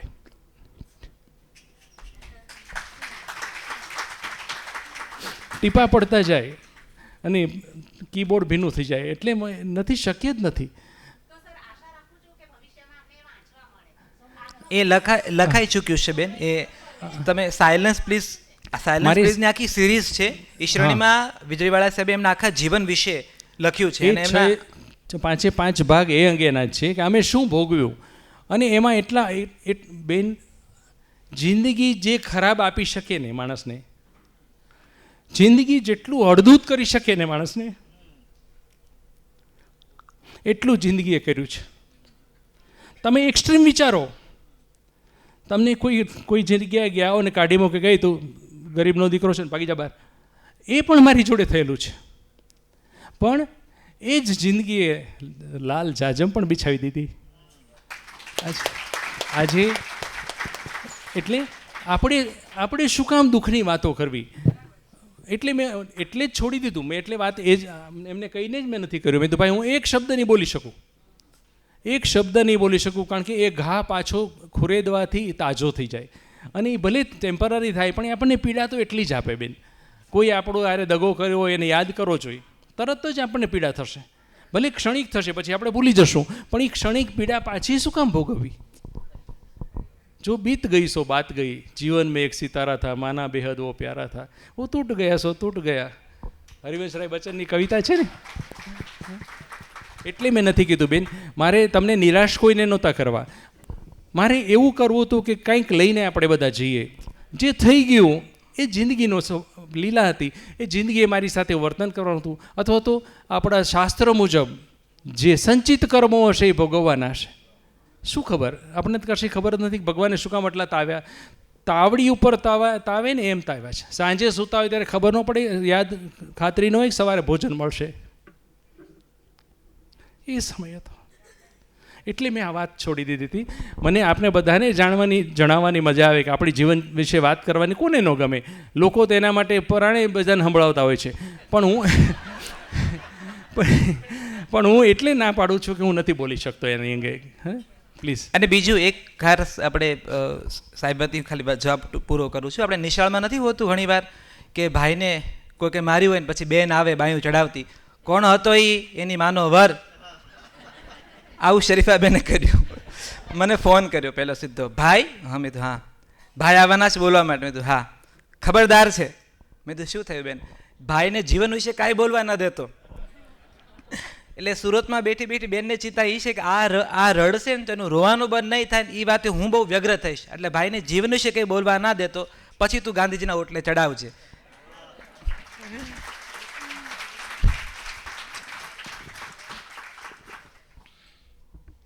નમસ્કાર. નમસ્તે.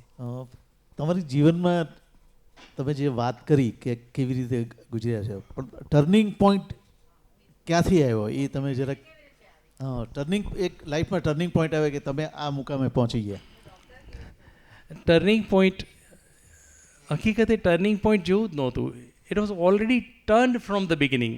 હું નાનો હતો ત્યારે મને જ્યારે વહેલી ખબર પડી, હું નિશાળે જતો થયો ત્યારે કે ડૉક્ટરના છોકરાને અહીં બેસાડવામાં આવે છે અને આપણી જેવા ગરીબના છોકરાને પાછળ બેસાડવામાં આવે છે. આપણને બેન્ચ પર નથી બેસાડતા, આપણને નીચે બેસવું પડે છે.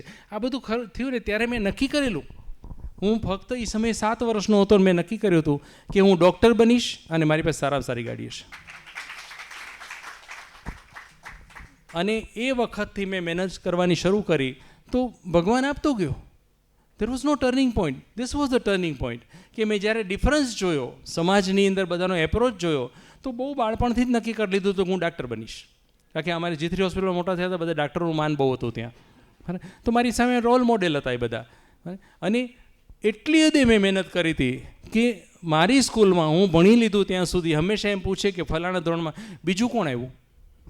પહેલો નંબર કોણ આવ્યું પૂછે નહીં, બીજો નંબર કોણ આવ્યું. અને 12મું પાસ કર્યું ત્યારે મારા ઘરે લાઇટ નહોતી. એ 10 બાય 10નું ઝૂંપડું હતું પતરાવાળું. મારી પાસે ચોપડા નહોતા પહેલાં 2 મહિના તો. અને છતાં હું બોર્ડમાં 61મો નંબર હતો. અને અમારી સ્કૂલમાં હું ફર્સ્ટ હતો, સ્કૂલ ફર્સ્ટ. બાયોલોજીમાં બોર્ડમાં 2જો નંબર હતો. અને વડોદરા કોલેજ ગુજરાતનું મેરિટ લિસ્ટ બન્યું એમાં 51મો નંબર હતો. અને નવાઈ વાત લાગશે કે અમે બહુ ગરીબ, અમારા હું અને નાની બેન શરીફા, અમારું એ ઝૂંપડું એના 2 છોકરાને, મને ને મારી બેનને વડાપ્રધાનના હાથે ઇનામ મળેલું છે. મને 77માં મળેલું છે, શરીફાબેનને દિલ્હી એકેડમી તરફ. તમે નક્કી કરો, ભગવાન આપવા તૈયાર છે.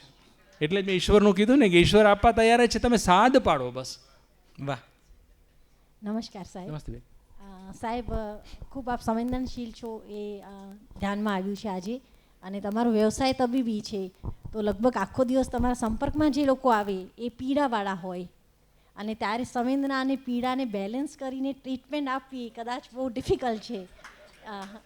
કેવી રીતે મહેનત થઈ શકે છે સર?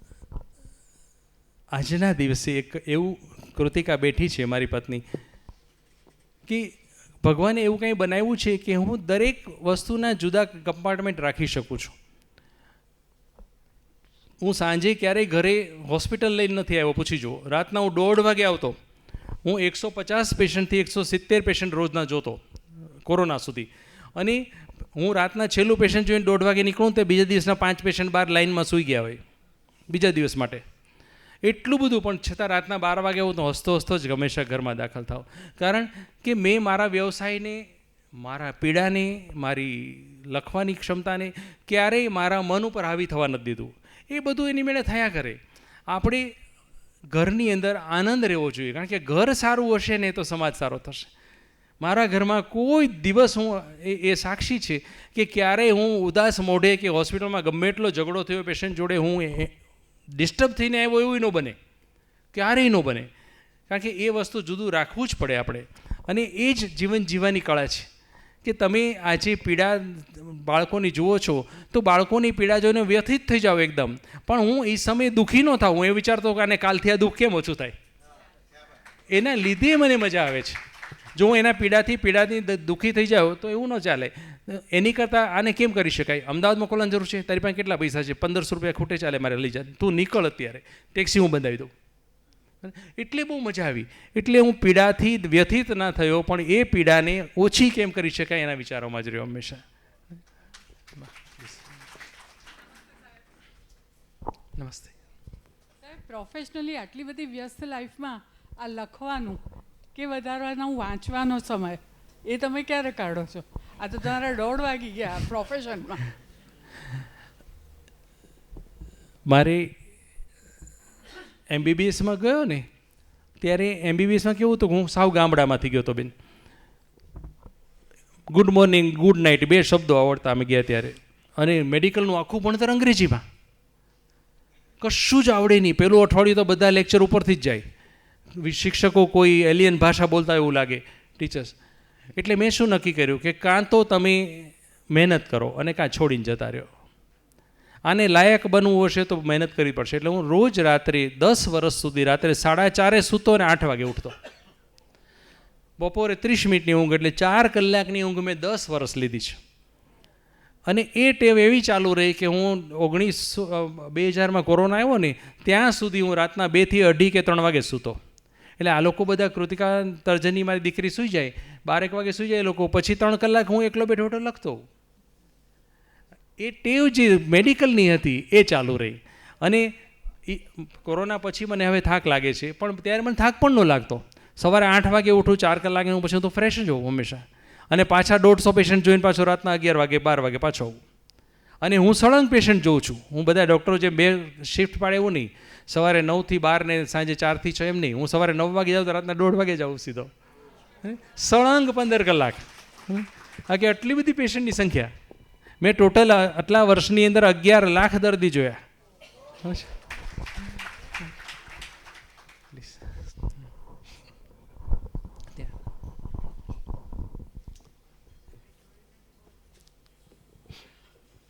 નમસ્તે સાહેબ. નમસ્તે. આપના પ્રેરણા સ્ત્રોત સ્વરૂપ કોણ વ્યક્તિઓ હતા જેને આપણે સાંભળ્યા, જેને આપણે વાંચ્યા? આપને પ્રેરણા સ્ત્રોત મારા, હા, જુઓ, મને છે ને નાનપણથી એક ભગવાને ખાસિયત આપી છે કે હું કોઈથી અંજાયો નથી, કોઈ દિવસ, કોઈથી પણ નહીં, એક પણ વ્યક્તિથી નહીં. હું એટલે જ આપણે વાંચવામાં જોશો કે મારી પોતાની સ્ટાઇલ છે, હું કોઈની સ્ટાઇલ કોપી નથી કરતો. કારણ કે હું કોઈથી અંજાયો જ નથી. કારણ કે ભગવાને સૌથી ઉત્તમ ક્રિએશન જો કોઈ બનાવ્યું હોય ને વિશ્વમાં, તો સવારે જે અરીસામાં દેખાય આપણને પહેલું એ, બાકી કોઈ નહીં. એટલે ક્યારેય હું અંજાયો નથી, કોઈ પ્રેરણા સ્ત્રોત નહીં, બધા પ્રેરણા સ્ત્રોત.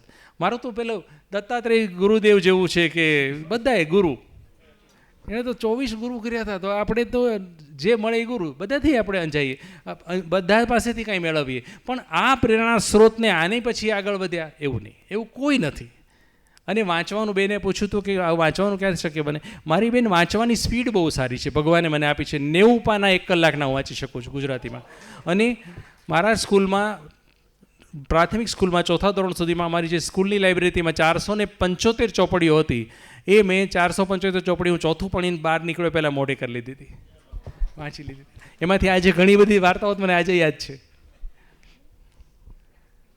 ત્યાં બેન ચાલુ છે. નમસ્તે.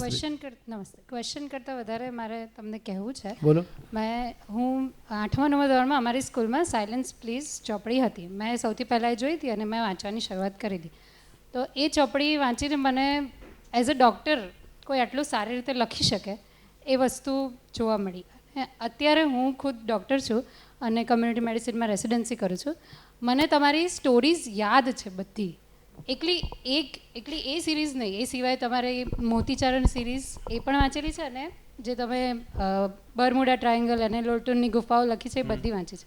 એક નાનકડો પ્રશ્ન કે પોતાની સ્ટોરી કહેવી અલગ વસ્તુ છે, મોતીચારોના ભાગ જે ઇન્ટરનેટની સરસ સ્ટોરીઝ તમે લખી છે, પણ એની સાથે સાથે આવી ફિક્શન સ્ટોરી લખવી બહુ અઘરી છે. તો તમે આત્મકથાવાળી સ્ટોરી લખી શકો અને ફિક્શનવાળી લખી શકો, તો એ ડિફરન્શિએટ કેવી રીતે કરી શકો એ જાણો તો. હું 10મું ભણતો ને ત્યારે મને સાહસ કથાઓ ખૂબ જ ગમતી. છેલ અને છબો આવતી, પછી ઝૂલેવનની બધી, એ મેં 8મા 9મા ધોરણમાં વાંચી કાઢી હતી બધી. ત્યારે મને એમ થયું કે આપણે ગુજરાતમાં તો આવું કંઈ છે જ નહીં, તો હું પેલી લખીશ. એટલે મેં હીરાનો ખજાનો છે 10મા ધોરણમાં લખેલી છે. મારી એમાં લખેલું છે, એના પ્રસ્તાવનામાં છે કે એની અંદર મારા સ્કૂલની લાઇબ્રેરીની અંદરથી વાંચી વાંચી આફ્રિકા ખંડ વિશે મેં લખ્યું હતું. એટલે આનું બેન કોઈ પણ એમ કે રામભાઈને તમે પૂછો કે તમે કેવી રીતે ફિલ્મો લખો છો, તો એ લખાઈ જતું હોય. કંઈક એવી ઘણી વખત તો લખીને આપણે વાંચતા હોય ત્યારે એમ લાગે કે આ મેં લખ્યું છે. એ કંઈક આવેશ હોય છે અથવા એ કંઈક કૃપા હોય છે. હું આ જગ્યાએ હું મા સરસ્વતીની અવધારણાને હા પાડું કે હશે કંઈક આવું, ચોક્કસ હશે. આ બાજુ એવું કહેવાય છે કે મોરના ઈંડા ચિતરવા ના પડે, તો આપનું આ બધું આવ્યું કોના તરફથી? મા તરફથી, પપ્પા તરફથી, આજુબાજુના સરકમસ્ટન્સથી? ડાયાબિટીસમાં એક નિયમ છે કે કાં તો માના કુટુંબમાં હોય તો થાય, કાં તો બાપના કુટુંબમાં હોય તો થાય, અને કાં તો સ્પોટ મ્યુટેશન થાય. ડૉક્ટર બેન બેઠા છે ને ખબર છે, સ્પોટ મ્યુટેશન એટલે એ જનરેશનથી જ શરૂ થાય. એટલે મારા કેસમાં સ્પોટ મ્યુટેશન છે.